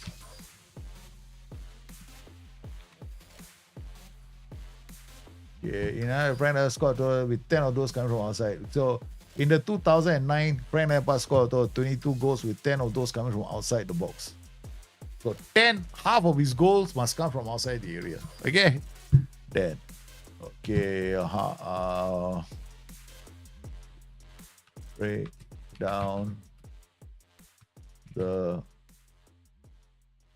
Break down the location of goals for Frank Lampard in the 2009 season. Right, so I thought English 6 and 7, the Champions League 6, okay, so 22 goals so okay, Premier League only 16 goals. So let's be realistic. So 8 long range attempts. So we gotta go. So in a league season, we are looking at least 16 goals. Okay, 16 goals and 8 outside the area. All right, so here you go, Frank Lampard. Crazy thing. Okay, we gotta put. My goal was to put Pedro Porro here. Things have changed since I last looked at this. What is Asensio doing here? Want to play. His Goikore is not 100%. It's not. Let's just play anybody. Let's go. Okay. Oh yeah, Son Heung-min. Hendrick, come here. Play. Who's this? Santiago Jimenez. Just play lah. Any Tom, Dick and Harry will do lah. Okay. All right, let's go.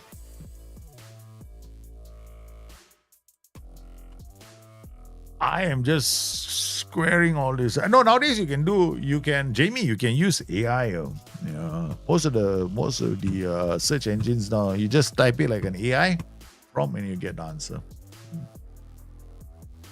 Or you got to set it up, or you can do it in the home. You can set up your machine, and you just put in an AI, like I have one on the other machine, and you just run the AI locally. Then you don't have to worry about, giving your information away. Yeah. Okay, so wait. I want to attack Newcastle, so we cannot be all the time sitting back. Oh, we're attacking. Low cross, fairly wide. Okay, I'm going to drop it to 50%. No more shoot on side. We're going to work ball into box. Yeah, I tried to shoot on side. It wasn't it wasn't very fun. Okay.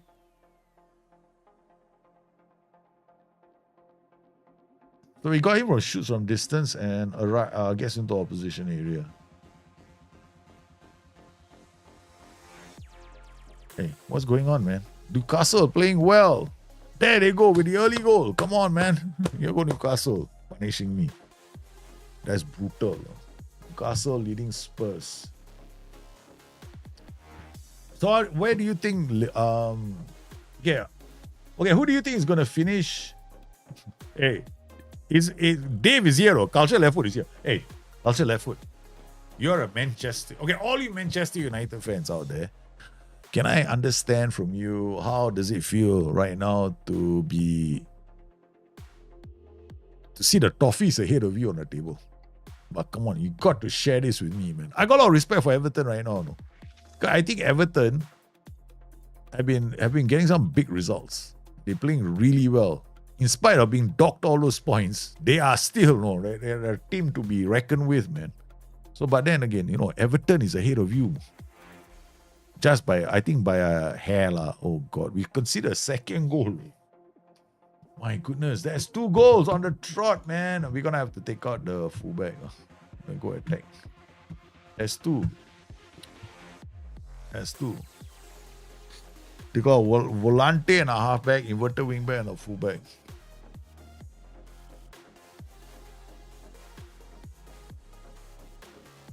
We are losing hands down. This is like a wing-based tactic, but we're playing up. We should be doing okay against the other team. But Son Heung-min isn't exactly the poster child of pressing forwards. Yeah, so anybody on Discord, if you want to play, the best way to play PvP Football Manager is to play PvP Football Manager with people that you know, only people you can communicate with. And then you want to do PvP Football Manager, right? You want to do this, versus mode or whichever mode. I don't think versus is even viable now. You want to play Football Manager like that, draft mode, I mean. So if you want to do draft mode with your friends, you can. But my recommendation is, create a short list. Have a tactic in mind first. Okay, have a tactic in mind. Then create a short list, several short lists for yourself. First short list is if your budget is, let's say, 5 million. Okay, 5 million budget. Then the second short list, if my budget is 20 million. So you want to have like a 5 million budget, a 20 million budget, a 50 million budget, 100 million budget. So you want to create multiple short lists, but keep them in some places. Scout those players for yourself. It takes time. It takes a lot of time. No, it's not something that you can do because the best PvP players actually have shortlists for different tiers. So what they do, like I used to have my shortlist for like 10. I did keep 5 because very few people I played with played 5 million. So most of them played like 20 to 25 million. So they start at that budget. So most of them I saw 20 to 25, and then I had a budget for 50 and a budget of 100 and unlimited. That's the best. There's no difference between 250 and unlimited. Me. So my recommendation is go get your shortlist done. So if you can get your shortlist done, you will find that it's kind of cool and kind of fun. Right, so we got 53 minutes. We got some players like Moscardo looking like he's lost the will to live. I'm gonna play Kyode there. Kyode is looking at me, dude, seriously, I'm not a DM. I say, I got no choice, son. Gotta go out there and play the role.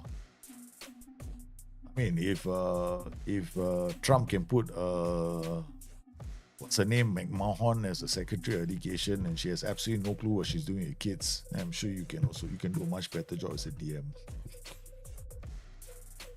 Your car just makes space for Volante to go up. Yeah, that will happen.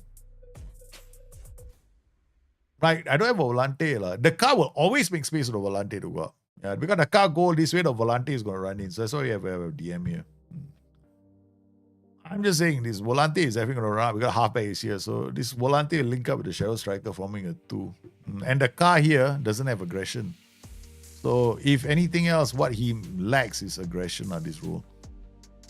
Will never, there we go, one long shot. But, I would always play a Carrillo. Like Frank Lampard had aggression.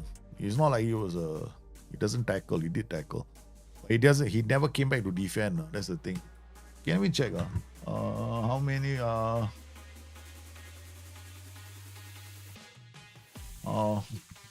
many fouls did?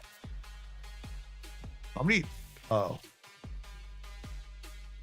What was the average number of tackles Frank but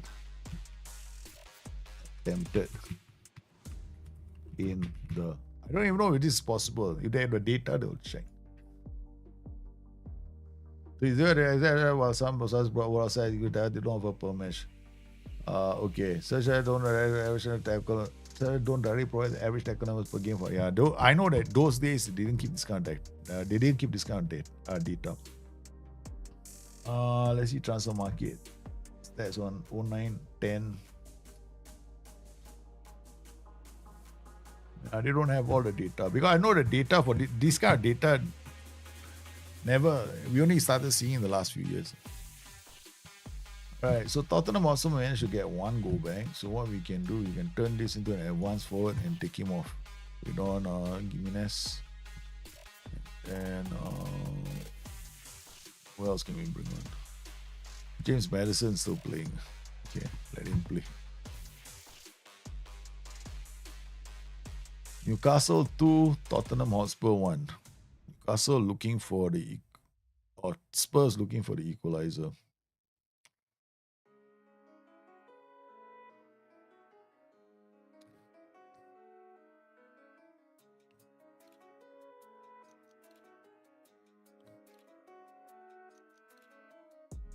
Defended. Okay. Good work. Kiyode is not a DM. He's not a DM. He just gave the ball away. Kiyode just gave the ball. Our DM gave the ball away. So go to the next match. Newcastle winning this game, hands down. This is the FA Cup 4th round. Spurs have scored Højbjerg. That's Maddison in this area, taken down. Pedro Porro coming in and say thank you very much. Squares it and Gimenez scoring the goal. So it's 3-2. Not bad. We're still fighting.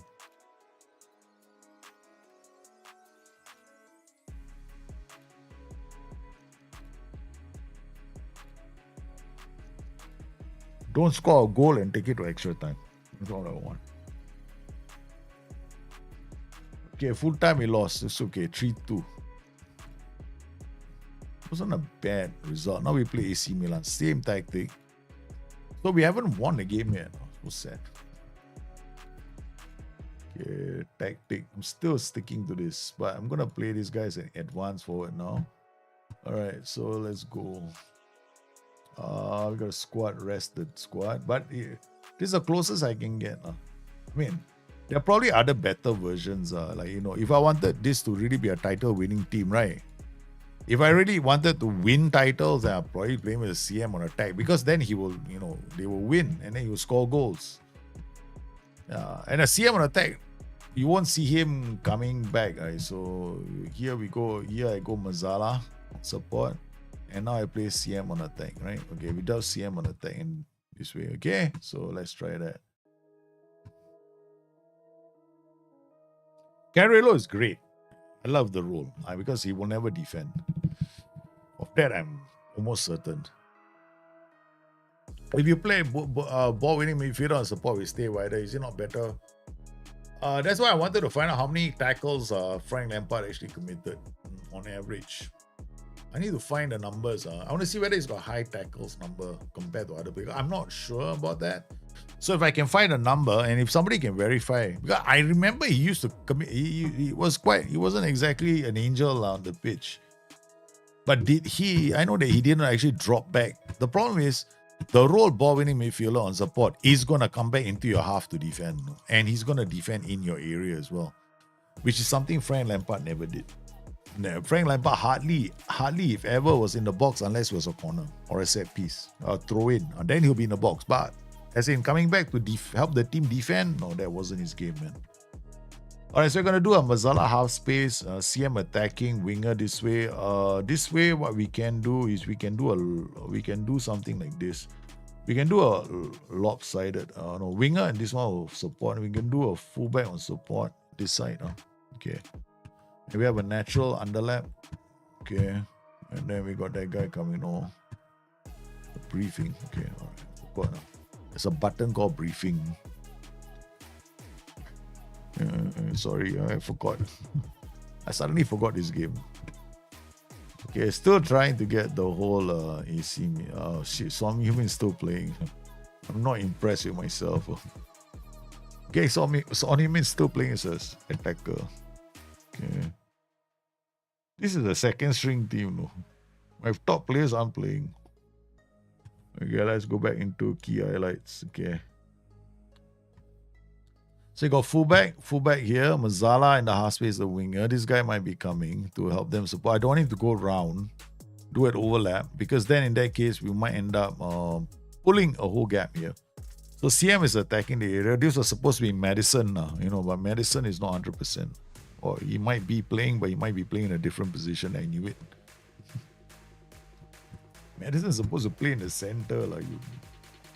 Okay, so we're going to have to play Willock here. Okay. Isuma will play there. Trust me. Numptiness. Okay, put back Madison here. Okay. This is where Madison is supposed to be, not here. So as you can tell, this is a very this is a team that's been assembled. Okay. Rego in front. Rego is a striker. He can play there. Okay. Enough is enough. Okay, Rego will play out top. Son Heung-min, Bissouma, Udogui, Moscardo, Madison playing as a CM on attack. Let's see if Madison gets into the area. Okay. Alright, extended highlights. Okay, let's go. Number 10 is Madison. There he is. Where is he? Where's my Madison? There he is. Okay, enough. Alright, as long as he doesn't get into the area, defend. He's in the box. Okay, but never mind. Carrillo might have gone there as well. So, he just came into the area. So, okay, not that bad. But I don't want him in this box for like protracted periods of time. The team draws back. If he ends up in the box a lot, then I don't want to play him. Okay, there you go. Madison coming in. Doing all the hard work. Yeah. Easier role. CMA is easier. No? Then you can definitely get him to score goals. In 3-4-2-1, can 3 trequartises or 2. Why? Tiki-taka style. How many magicians you having there? You better have a damn good team. All I can say is you better have a damn good team. It probably can work. You got 3 trequartises and 1 F9. You got a lot of fellas there, creating all these movement. Up and down, up and down, up and down. But you might struggle with goals. That's all. It's just one of those crazy setups. Like I do I can play 3 liberos, but it doesn't always work. So I always end up going 2 liberos on the outside and one ball playing defense on the inside. It works brilliantly. There we go. I think this guy he has got shoots from distance, James Madison. So what we're trying to do is a Frank Lampard role, right? So the Carrillo doesn't score as many goals as a CMA. As a CMA, he will score more goals. So he will get into the goal scoring. He will get into goal scoring positions more regularly, and because he's got shoot from distance, right? As a trait, it might be better. Because our problem is we didn't have enough punch in this type thing. But we want to see that he doesn't come back. You see, he doesn't really come back because it's an attack duty, right? So he hangs out about here, so that's fine. So he's always waiting for the counter attack, and then he's doing his job just around. So he's not very defensively minded. So I think between the two roles, it's safer to play the CMA because you will definitely be scoring a few more goals. If you play I like the car, but the car is a challenging role. But there's another one that you can use him in. I haven't gone there yet on the 4-2-3-1. I will do it in the next one I'm going to do is the 4-2-3-1. I think the 4-2-3-1 is possible. You have a Carrillo AP, the Carrillo will go up into our space. That's the next one I'm going to try. This is safe. This is very much like the Chelsea of 2009, right? But there's one that I know that the Carrillo really also can do well in the 4-2-3-1. CMD will not go. No. Yeah, but we want him to play. We want him to be. CM not defend. CM defend will no. We're talking about not getting into our box. Yeah, we don't want him to be defending. See, Frank Lampard was basically a one half. I mean, like a player that played in 2/3 of the pitch. He was literally like playing attack like this. He link up play, but his movement was a lot of the time was in this half, and then come in and then you score from here or get into the area and score. He was a very exciting. I mean, he was one of the best players.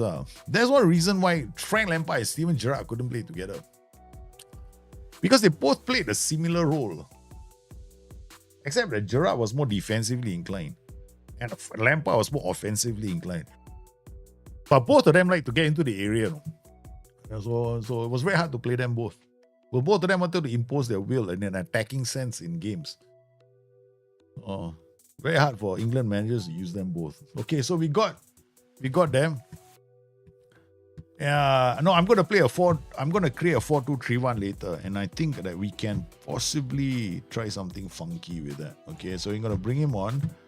Who else do we got? We got no DMs. We didn't bring any central midfielders. Again, this is getting to be a bad habit, I tell you. We are the kings of not bringing the right players. Pedro Porro. And we never bring the right players with us. Udogi. Yes, goes. Okay, Bissouma they will. Okay, we got another corner.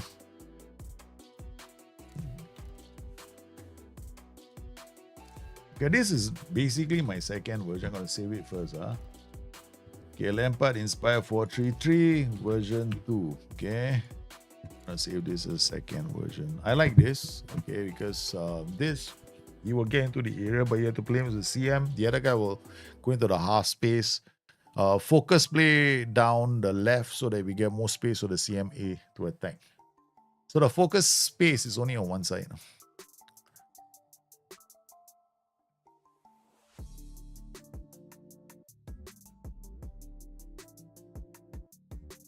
Okay. All right. Boom, boom, boom, boom. Nice work. We lock.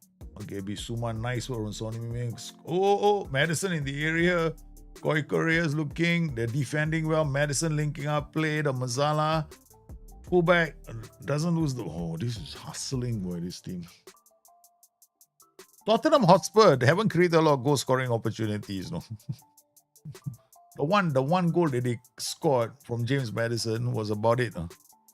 Long range attempt. Good work from Dedic. Read the play. Finds. Oh no. Oh. Okay. Alright. What are we gonna do now? Low cross again. Yeah, we're doing the low cross. Work ball into box. Okay. We had shoot on side just now. Now we're gonna work ball into box.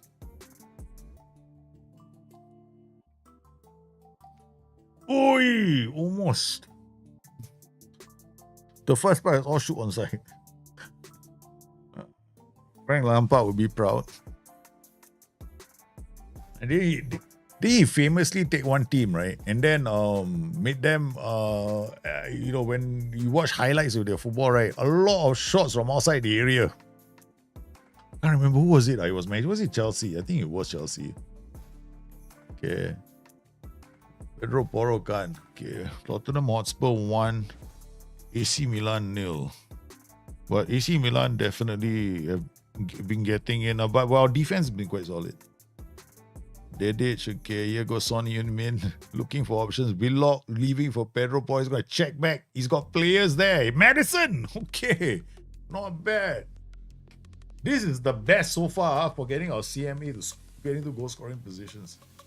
Remember, Madison is playing the Frank Lampard role. So far, he's playing it so far, he's the only goal scorer. And he's been getting into some decent positions. He's the only player who's been getting into goal scoring positions. Willock. Moscato.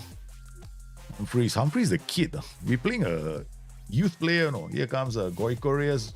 He's offside. Okay. Wait. Okay, go. Yeah, Willock. Come on. Dive brilliantly, Willock. The goalkeeper has gone forward. Here comes Son Heung-min. Come on. Son Heung-min. That's Moscato. Okay, here we go. It's Willock out wide. He's got options to the right. He finds Poro. Poro comes inside. He sees Bissouma. It's Son Heung-min. It's Dedic with a chance to cut it back. The keeper gets to the ball really quickly. There's that time on the clock. This is epic, man. I like the deep. It's instant. It's instant. Lazio. This Spurs team is quite tired. Okay, here comes James Madison. We'll call him Frank Lampard from now. It's Dedic. I like this. This is so far the most interesting version. But after this, I'm making the 4-2-3, a 4-2-3 version of the tactic for Frank Lampard. But it's going to be really wild. Okay, Pedro Porro again comes up, sets up Bissouma. It's Porro. It's what a goal. Tottenham Hotspur on the counter. I love this, man. I love this. Okay, the Bazala finding Pedro Porro, the fullback. He gets into the area and Willock. Willock has had a phenomenal, inspired match as a winger, and he's not even a winger. Here comes Dedic. Here comes the DM. Fonseca to the winger. He's got options again. Pedro Porro comes inside. He sets up and linking up. This was an inspired performance from Tottenham Hotspur. I like this. So this you see, among all the players, right? James Madison is playing in the what's his name's role? Frank Lampard's role, 0.4 XG. So he got himself into quite a few goal scoring positions. 0.2, next one is this, right? So I'm looking at analytical data. Look at players, I don't want this. I want the numbers one, player statistics. Okay, come inside here. Passing, general info, attacking, okay, shooting, right? Okay, looking at James Madison, 2 attempts, both on target. Both attempts on target. His XG is 0.4. That's not too bad. Okay, he scored 1 goal, but he didn't create anything. The main creator, Joe Willock, man. Joe Willock played as a winger now. Oh, yeah, he can play. Wait, hold on. Yeah, he played as a winger, so he can play as a winger. My goodness, Joe Willock was phenomenal in the right move. No, I haven't given up on the Carrillo. There's another version also. There's another version with the Carrillo. Yeah, I'm gonna create one more version of the Carrillo. I swear by the Carrillo for him, Frank Lampard. There's one more I haven't done yet. Because I did that version in FM 20 or 21. Because I was always obsessed with the Frank Lampard role. Yeah, because the only unique one in the whole of Football Manager. I felt it was unique. Meaning I could set it up. So now we got this, right? So we hold on. So I'm gonna go load. We got the Lampard inspired 4-3-3 version 2. So this is the one. Okay, so now I'm gonna create a 4-2-3-1. So let me see if I got a 4-2-3-1 somewhere here. Okay, so I got a 4-2-3-1 somewhere here. Okay, so I'm gonna change this around. Okay, my goal is to play this guy as a Carrillo, this guy as a AP on support, this guy as a winger on attack, or winger on support. This guy as a DLP on support. Let me see. This guy is a CM on defense.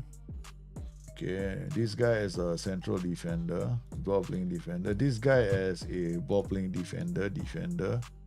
This guy is a goalkeeper. This guy is a inverted fullback on defense. Carrillo will come here. AP will force. Carrillo will shift here. This guy will come here. This guy will come here. This guy will hold. This guy is just going to hold here for a while.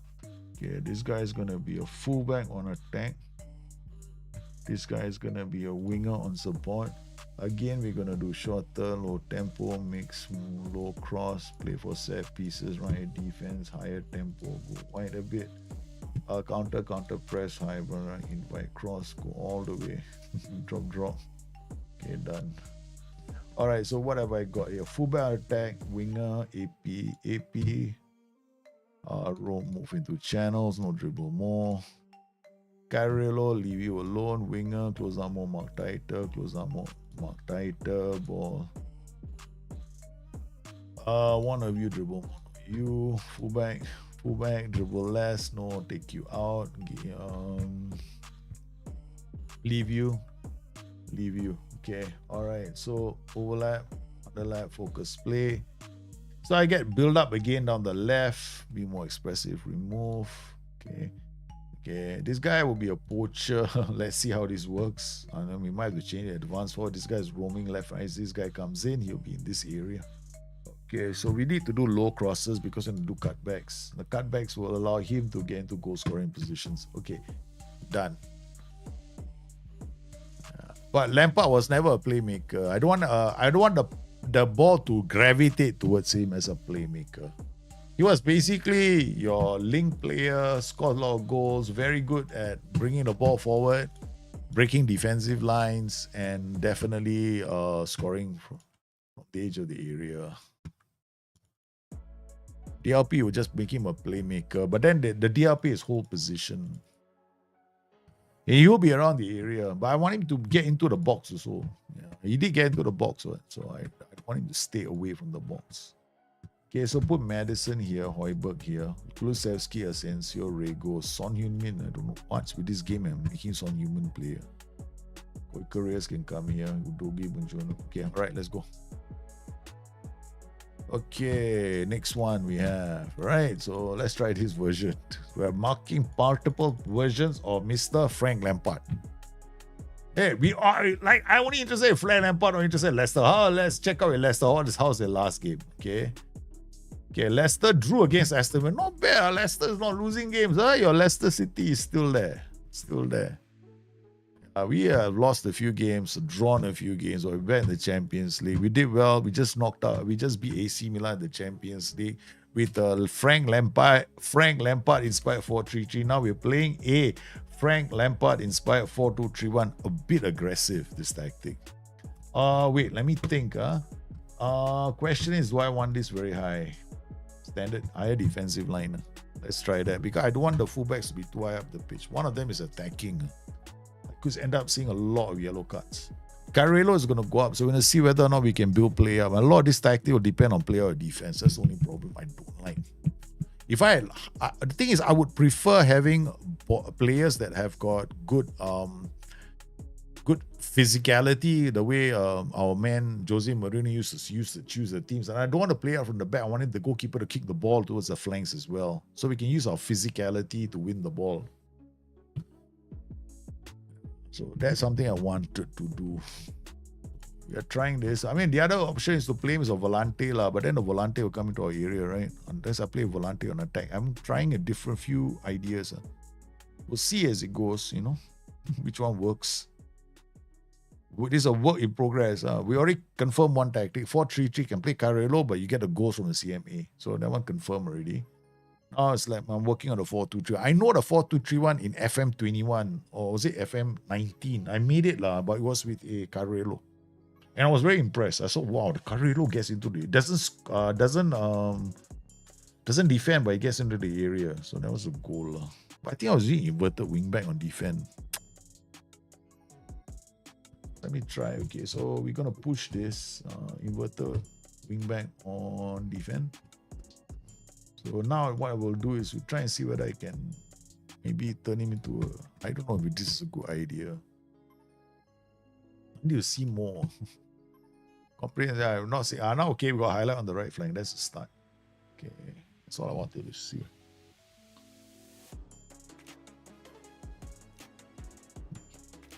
Son Heung-min! Oh, come on. Doesn't score. Okay, let's go. Okay, here's Kulusevski, Romero. Of course, we can see Mr. There we go, James Maddison looking for space. Okay, surrounded by 3 players. It's as if they know. Oh, Goicorea should have scored, but he's offside. James Madison is getting a 6.8, which is good. Okay, now what I want to do is I want to release this. Maybe I'll play this guy as a ball-winning midfielder on support. That way we get high up the pitch with the tactic. There'll be a gap between our backline and our midfield as a result. So the ball-winning midfielder, you see that where he is right now, he's so close to our number 6. So close to our defenders. I think I'm looking, hopefully I'm looking at the right heat map. Check the heat map. There we go. This is our ball winning midfield just now. So I'm now hoping that this guy goes higher up the pitch. Because right now this guy is a bit deep. So we got AP and support room. I think we're gonna remove one of the guys here. Move into channels. Yeah. So it doesn't go forward too much. That way he will stay left and right. No, I'll roam more left and right.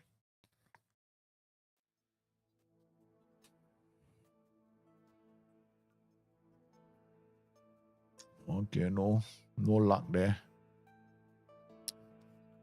Go Couriers again. Here comes the wing fullback. Okay. So now for me it's a changing of the front. So you see that my poacher is I'm hoping that the use of a poacher will bring those roles, push our roles slightly higher because they have to link up, right? But if I don't see the wingers linking up, then I have to use advanced wall. So the advanced wall pushes them back, also bringing our backline back. There's two ways of doing it. One is a poacher, but poacher brings the entire attack up, exposing our backline. Here goes the poacher. That's why he links up and everybody gets involved in the attack. Now the only thing is that the attack could be we got the equalizer. Is the tempo too high?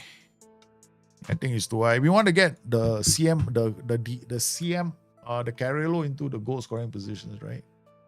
So we have to drop this so that he gets there's enough time for him to get involved. There's one other way I can do it. It's libero. So it becomes a very number has gone up 7.2 already. So it stops being a I think maybe it got assist, or maybe it took the corner, I can't remember. Hoiberg now with the ball. Son Heung-min, you stupid idiot. So I did it. We don't have a shoot on side, right? Son Heung-min taking shots from outside the area. Okay, let's drop it to fairly narrow. Okay, so we use more central through balls.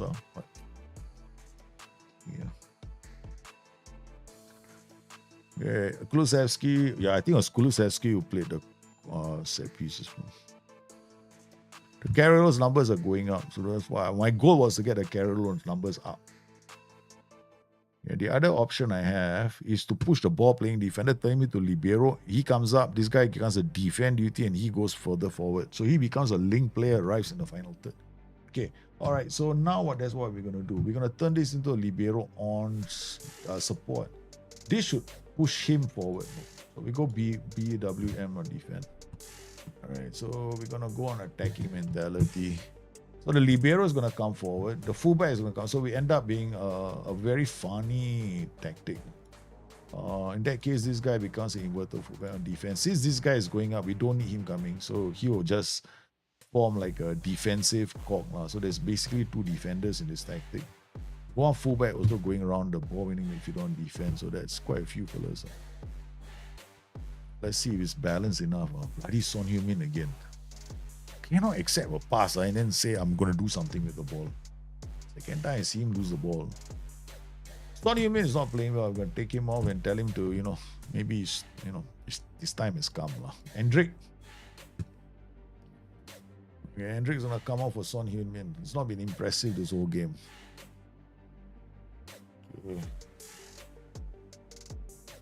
Good defending. Again, good defending from Hoiberg.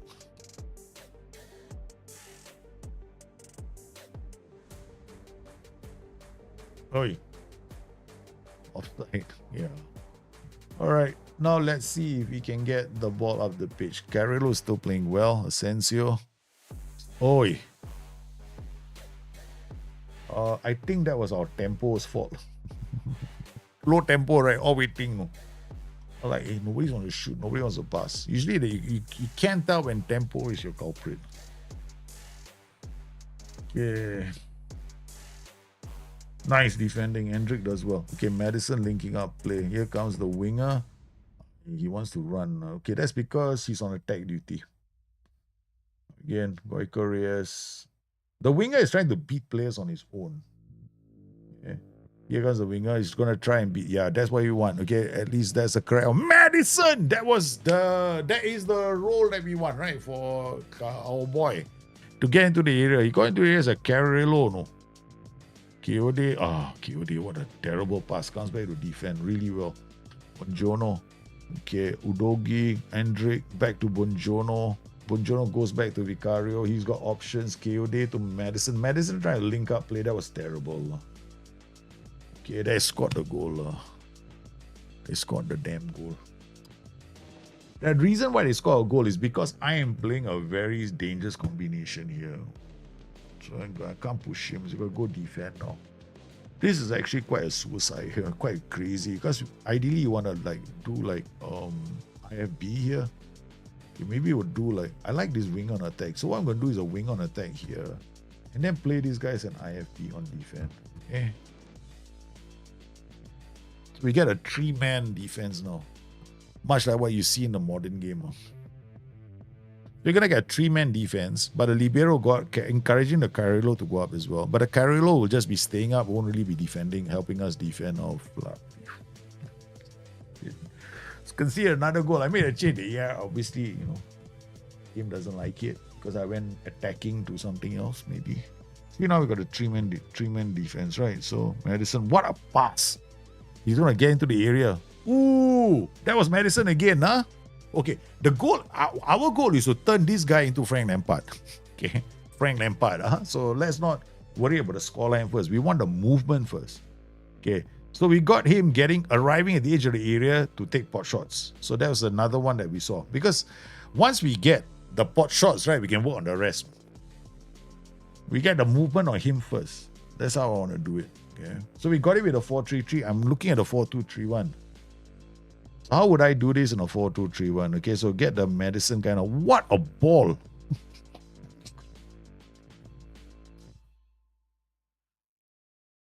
Because we got 2 routes to goal now. We got the AP looking for... Oh, we're back in this. We got the AP looking to stretch play. Right? And then if the play slows down, then Madison can come in. Oh, Madison can come in to score goals. So it's 3-2. All right, let's look at some freshening up of, legs. We got Bissouma for Højbjerg, which is the obvious choice because we can't take off James Madison no matter how tired he is. Bissouma, do you have anything? Shoots with power. I mean, I don't know. I think we're gonna save his legs. Okay, we play another role there and see whether he performs. Dedic will come in here. Then we'll play Poro, I think, here. Yeah. Let's go. He's a lot... No, because what has happened is, right, if I play him as a Carrillo and I use a libero, the libero is going to form a 3. Ball playing defender will be one of the 3-man defense, right? Ball winning midfielder will form a partnership with the libero. The Carrillo move up because of positional play. And he'll form a 4 and he'll get involved in attacking transitions. And because gets into opposition area, so we have the potential of seeing him score a lot of goals. Because the AP, remember what he's doing? He's doing roam from position. So he's going to go left and right. But primarily to the left at the moment because that's I'm hoping that the roam from the focus play influences him to shift a bit more to the left. But we did okay. I mean, we got the goal, but we didn't play so well at the start because I was still tweaking the tactic. But I can see that they are launching a bit of a comeback.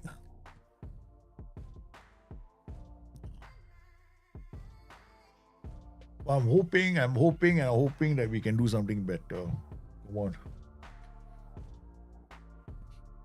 Oh, it's 3-3. We're almost there. Oh, it's all square now.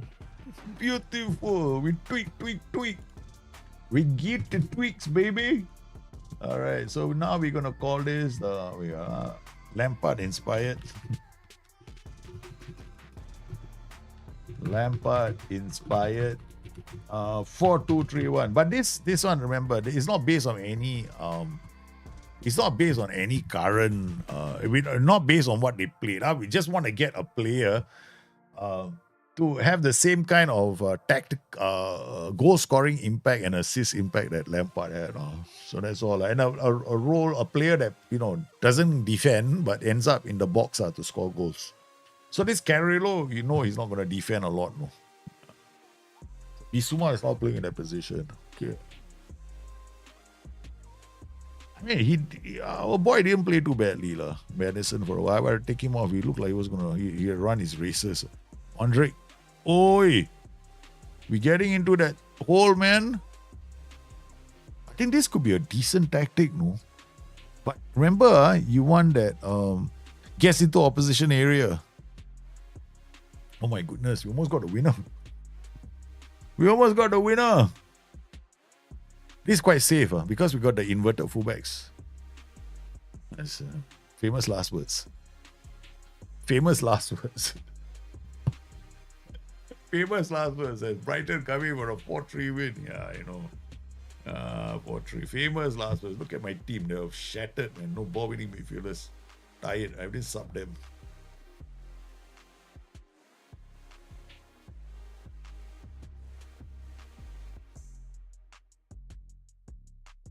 But I'm actually happy, with this because I got Lampard. I got the Lampard effect. 4-3, Brighton 4, Tottenham Hotspur 3. This is so Tottenham Hotspur. I like this. We lost to Tottenham Hotspur. There goes our European dreams.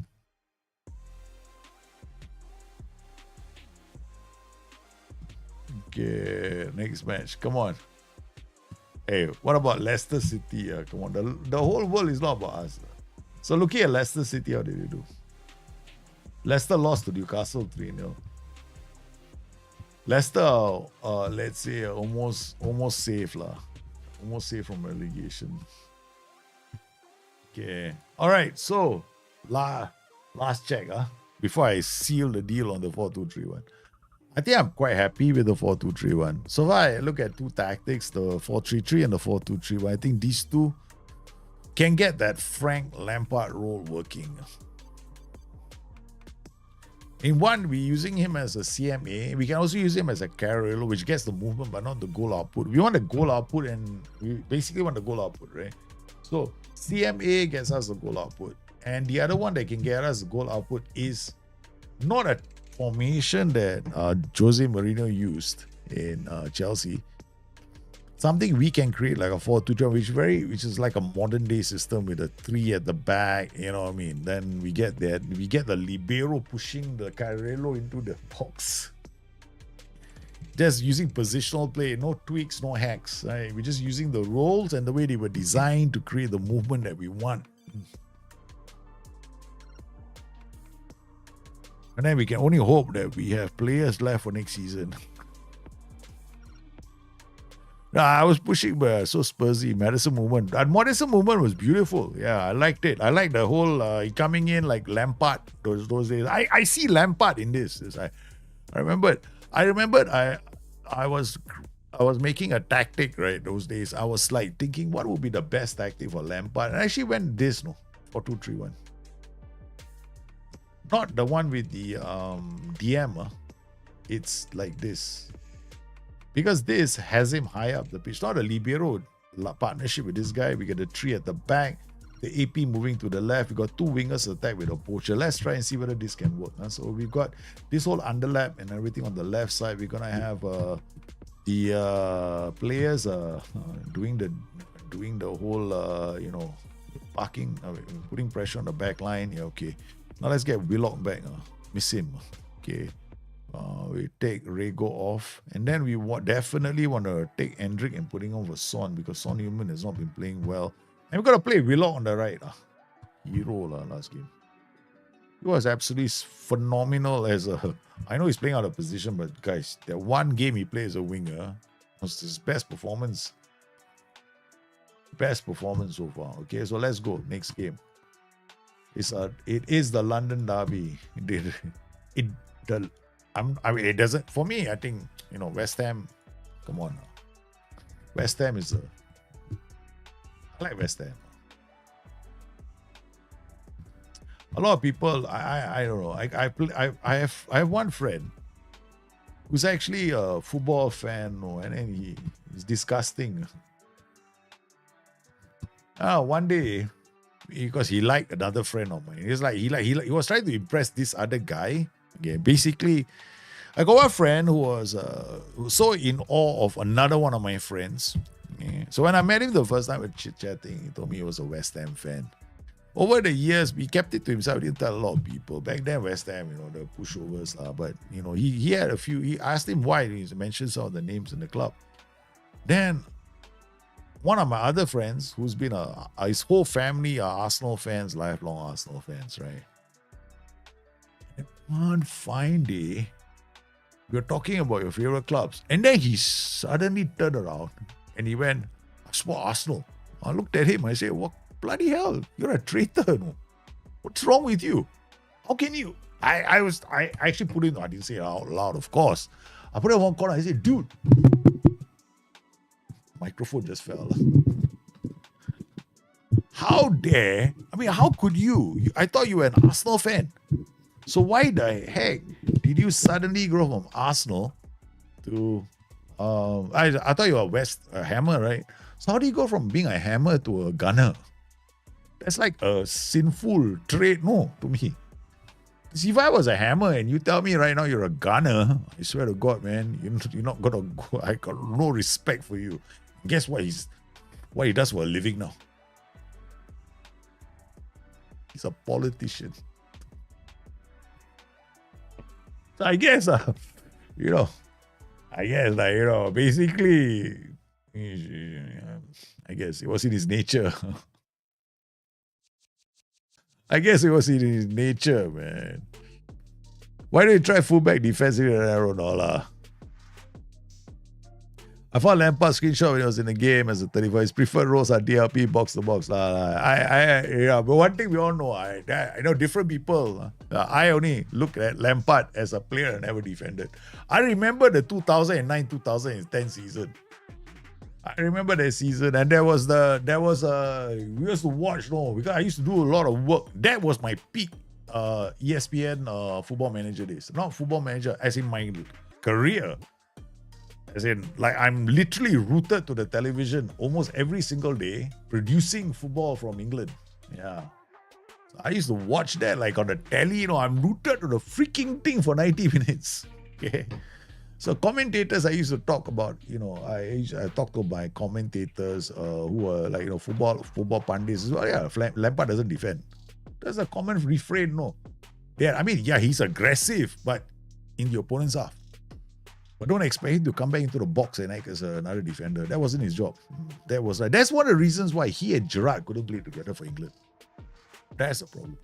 Politician, right, Chico, makes sense, huh? Yeah, bloody guy became a politician. What a traitor.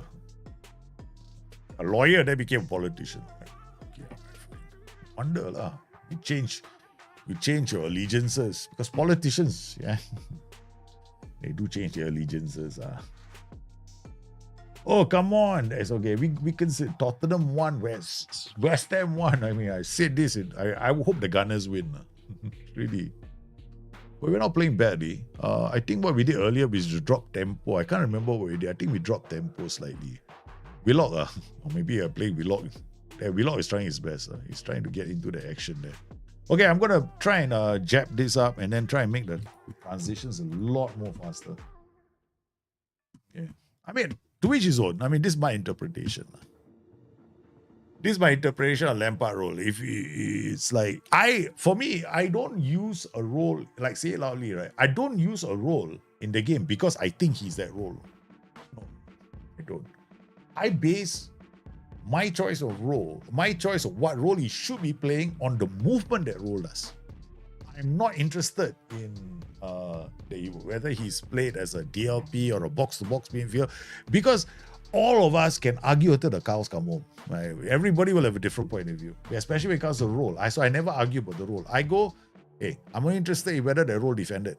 DLP defense. That's why they want it. Box to box, 100% defense. So he's out. AP, I agree. Maybe there's a chance he might be in AP. Are back three formations better for possession football? No, they're not. The best possession football tactics are like the 4-4-2, 4-2-4. High possession, it will be those tactics which control the pitch really, really well. Yeah. 3-4-3. West Ham trouncing Tottenham Hotspur. I guess this is not my fault. It's my friend's fault. The politician that turned his allegiances from West Ham to Arsenal. They deserve this win. That's all I can say. They thoroughly deserve this win. Yep. He's a politician. I hope, I'm pretty safe because I know he doesn't watch. He definitely doesn't watch me stream, so I'm not going to mention his name. Mick Loizu, thanks for the follow, man. I'm not going to mention his name, but one day, let me clip this. Can I clip it? Yeah, okay. I'll clip it. Hope it works. I have a friend who does this. Terrible fellow. Yeah, terrible fellow.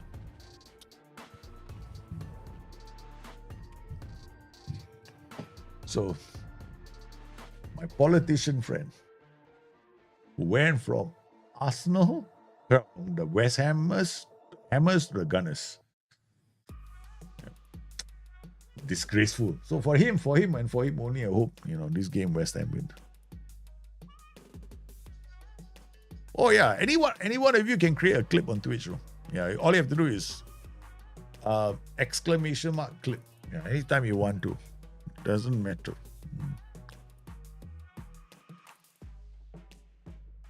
So this didn't work, They all crying in miserable harmony. Come on, they can't. Goicoris can't get in. He's been trying to for a long time. Okay, we're gonna take Willock off. Right. We tried the Willock experiment. It didn't work. Okay, so we're gonna keep this going. Yeah, okay. We're gonna get Bissouma to come for him, Asensio to come for him, Dedic to come for him, Sonny Min to come for Hendrik, and then I think that's enough. Moscato to come for somebody. Christian Ribeiro. Yeah, right, that's it. Let's go.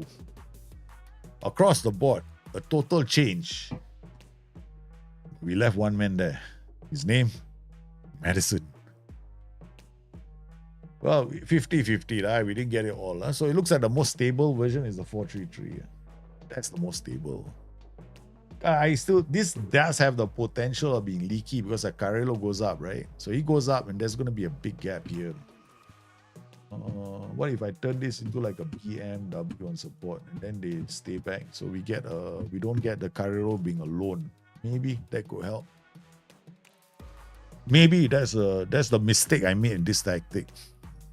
So I think that to fix this, right, that would be the thing I would do. I would turn the ball-winning midfielder from defend duty to support duty. Because as a defend duty, he might be too deep. So, Madison. Poor Madison. He's out, man. He's out. He's gone. He's done. He's run. So, I'm sorry, we're going to play one man in midfield. Libero is going to come and pair up with the ball-winning midfielder, which still works. I think in some remote world, I think it works. Goalkeeper got there. West Ham have completely smashed Tottenham Hotspur, and Tottenham Hotspur have got James Maddison. This is what like watching in real life Spurs. Yeah, I think so. We got to keep the flavor. What's the point of replicating Spurs if you don't get them performing like they do in real life? I think I'm doing better than real life Spurs, right? Real life Spurs aren't far off the relegation zone. They're like, oh man, they're like bottom, man. Like, hey, but what's Postecoglou's chances? Do you think he's going to be there next season? I mean, it looks like he's going to be there until next season, right? I think the owners are giving him a real lot of leeway, I guess, at the club. Previously, it was a case of, hey, we don't know, man. I think he's gone. I think he's going to be there for a while. I don't think he's gone. Hey, not bad, playing with 10 men. Because the 4-2-3-1, you can do this, though. You can actually, like, if you, somebody is asking me this question, how do you play a 4-2-3-1 with 10 men? Come on. 4-2-3-1 with 10 men, also possible. We turn this into like a deep line playmaker on support. Oh, no. We turn this into a guy who goes forward. Box to box. Okay, let's go. Okay. All right. So this is what I would do. I think, we can still get into the Champions League. Some remote fantasy I have, like neutral homie. I've got some kind of fantasy. Yeah. We are in the Champions League, no?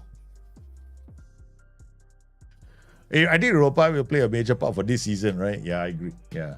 I'm hoping that we don't get fired. If they get to the final, something will probably stay, but it will be a 10-out situation. I don't think so. I think when you bring a manager, right? Like a manager like what's his name? Our boy Ange Postecoglou. It's a big risk, right? And then well, if they had wanted to get rid of him, they would have gotten rid of him in January, man. They would have, no. I was expecting him gone in January. I was thinking to myself, he's gone. There's no way. I mean, I was expecting him to be gone a long time ago, frankly speaking. But I don't think our boy is that kind to his clubs. Okay? Daniel Levy. So, I did expect him to go. But I think, yeah, I would think he'll be there. Spurs needs to. Hey, Matty, how are you, brother? We have been making Frank Lampard inspired tactics. So if you go to the folder Discord, right, you'll find Lampard inspired. The goal is to get Lampard movement. That's it. 4-3-3, we got a 4-3-3 and a 4-2-3-1. The 4-3-3 is pretty accurate, the 4-2-3-1. So there was also a little debate between us and a couple. So I said, look, you all played the roles you like, as in the movement you like. So actually you can play him but I think the one trait you want is gets into opposition area, and you need shoots from distance as a player trait. So you need those two player traits on the player if you want him to play like Frank Lampard. And then we looked at data, like what are we aiming for? Basically 50% of his goal contributions, or rather if you take goals and assists to count as contributions, right, then 50% of his goals should be assists. So whatever target you aim for, ideally you're looking at about 16 to 18 goals a season, right? So that will put you in the maybe 10 assists and 20 goals. So that will be the safe bet. We're always unpleased. They lost to West Ham. West Ham, look at that. Where are they? West Ham above us. Look at that, man. West Ham going for Champions League glories. Tottenham Hotspur still trying to get into the Europa League here. Meanwhile, in other matches, Leicester, oh my God. Leicester beat Arsenal 2-1. Like, your manager is doing better than us. We have both lost 10 games, no? Both of us, hey, look, we're going to conquer Europe together. The two managers have lost 10 games together. Okay? I won 11. Leicester have won 9. There's not much difference between me and the AI manager, no? Now, it depends. Some people will say it's like AP. Like I said, it's got to be entirely up to everybody. Like, play whatever you want to do. Can play AP. I would agree that between DLP, box to box, and AP, okay, the roles I look at, right, is AP, CMA, or Carrero. Carrero is quite a funky role because it's like, with the traits, right, you get this really nice role that stays in the middle of the park, attacks the box, but never comes and helps you defend. So that's kind of funky. So I thought that would be a nice way to go, you see. So that's why I was playing that role just now. Wow. Douglas Luiz is my DLP on support as MC in 4-3-3, and he scores 15 a season. He lost. Yeah, DLP can work as well. Never coming deep. Good. DLP also can work. Yeah, I agree. I think DLP also can work. AP can work. So I'm just giving people the option, right? So how would I, because my goal was, how do I get that role to be in that zone to score goals? So I wanted to, what I did was like a focus play. So once you're done dialing in, right? Once you're done dialing in, you notice that you can play any role there. You can play Carrero is at the lowest, right? Because it doesn't really score a lot of goals, right? So then you got CMA, you can play CMA, AP, DLP. All these roles will help you score goals. So the question is, what are the other roles around him? Okay, you can play. The 4-3-3 is the easiest to get the easiest to get our boy Frank Lampard. But I'm not going to tell everybody you can only do it with this role, that role, this role. Like, say it loudly. I agree with you. You can also use a DLP. And if he has the long shot straight, definitely. But what he must not have is comes deep to get the ball. You want Frank Lampard, there are only two traits. Shoots from distance, or shoots from distance, arrives late in the opponent's box also can. And you want gets into opposition. Gets into opposition area is especially important.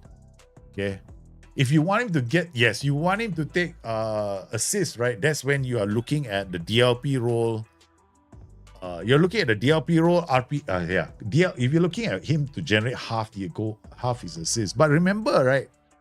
Remember this, his highest number of assists was only about, not a lot, no, it's about 12, I think. I think he had 18 assists in total in all competitions. That is his record.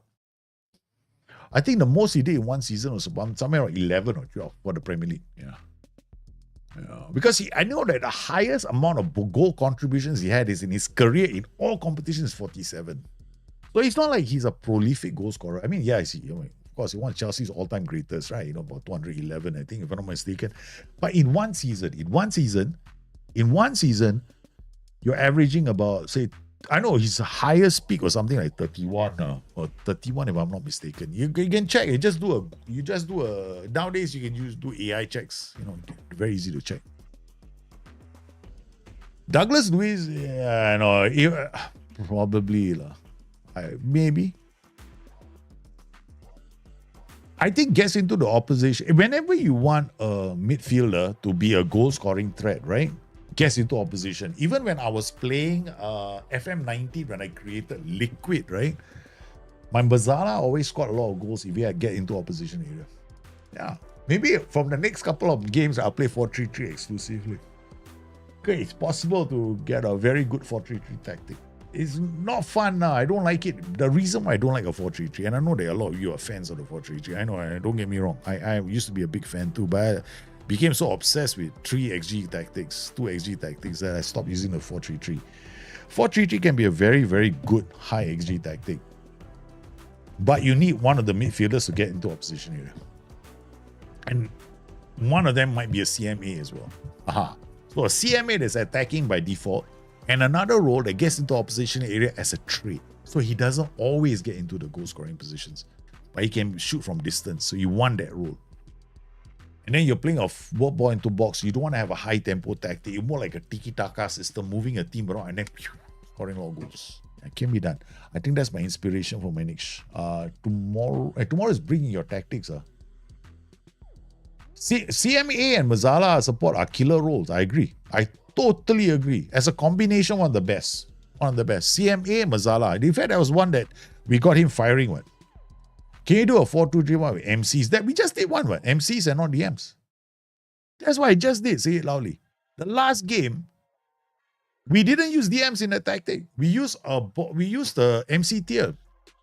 I actually, when I want to create 4-2-3-1s that are very attacking, right? Front foot, as in moving a team, but very risky, I'll play 2 MCs there. They can work, but they're very risky. They are much more riskier than DMs because DMs they're a lot safer. Yeah, so I'm sorry, Jaja, but there's no linking. So you probably got auto ting ting by the thing.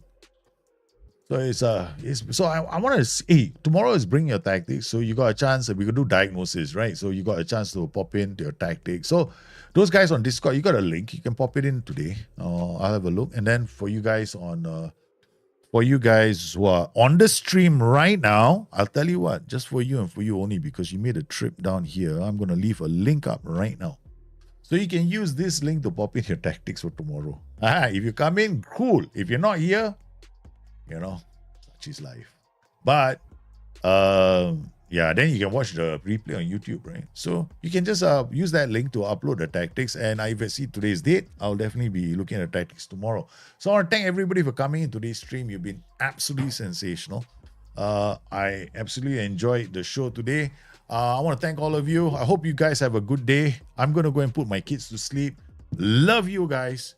Please take care. See you tomorrow. It's going to be another beautiful day, and we're going to look into all your tactics. All right, all your tactics, and be good. Versus big teams, my 4th doesn't get out from our half easy with DMs. He can use a libero and he'll get out in the half. They can be a high possession tactic, say it loudly. But bring those tactics tomorrow, say it loudly, and we'll take a look at those two. You guys stay safe, be good. I'll see you guys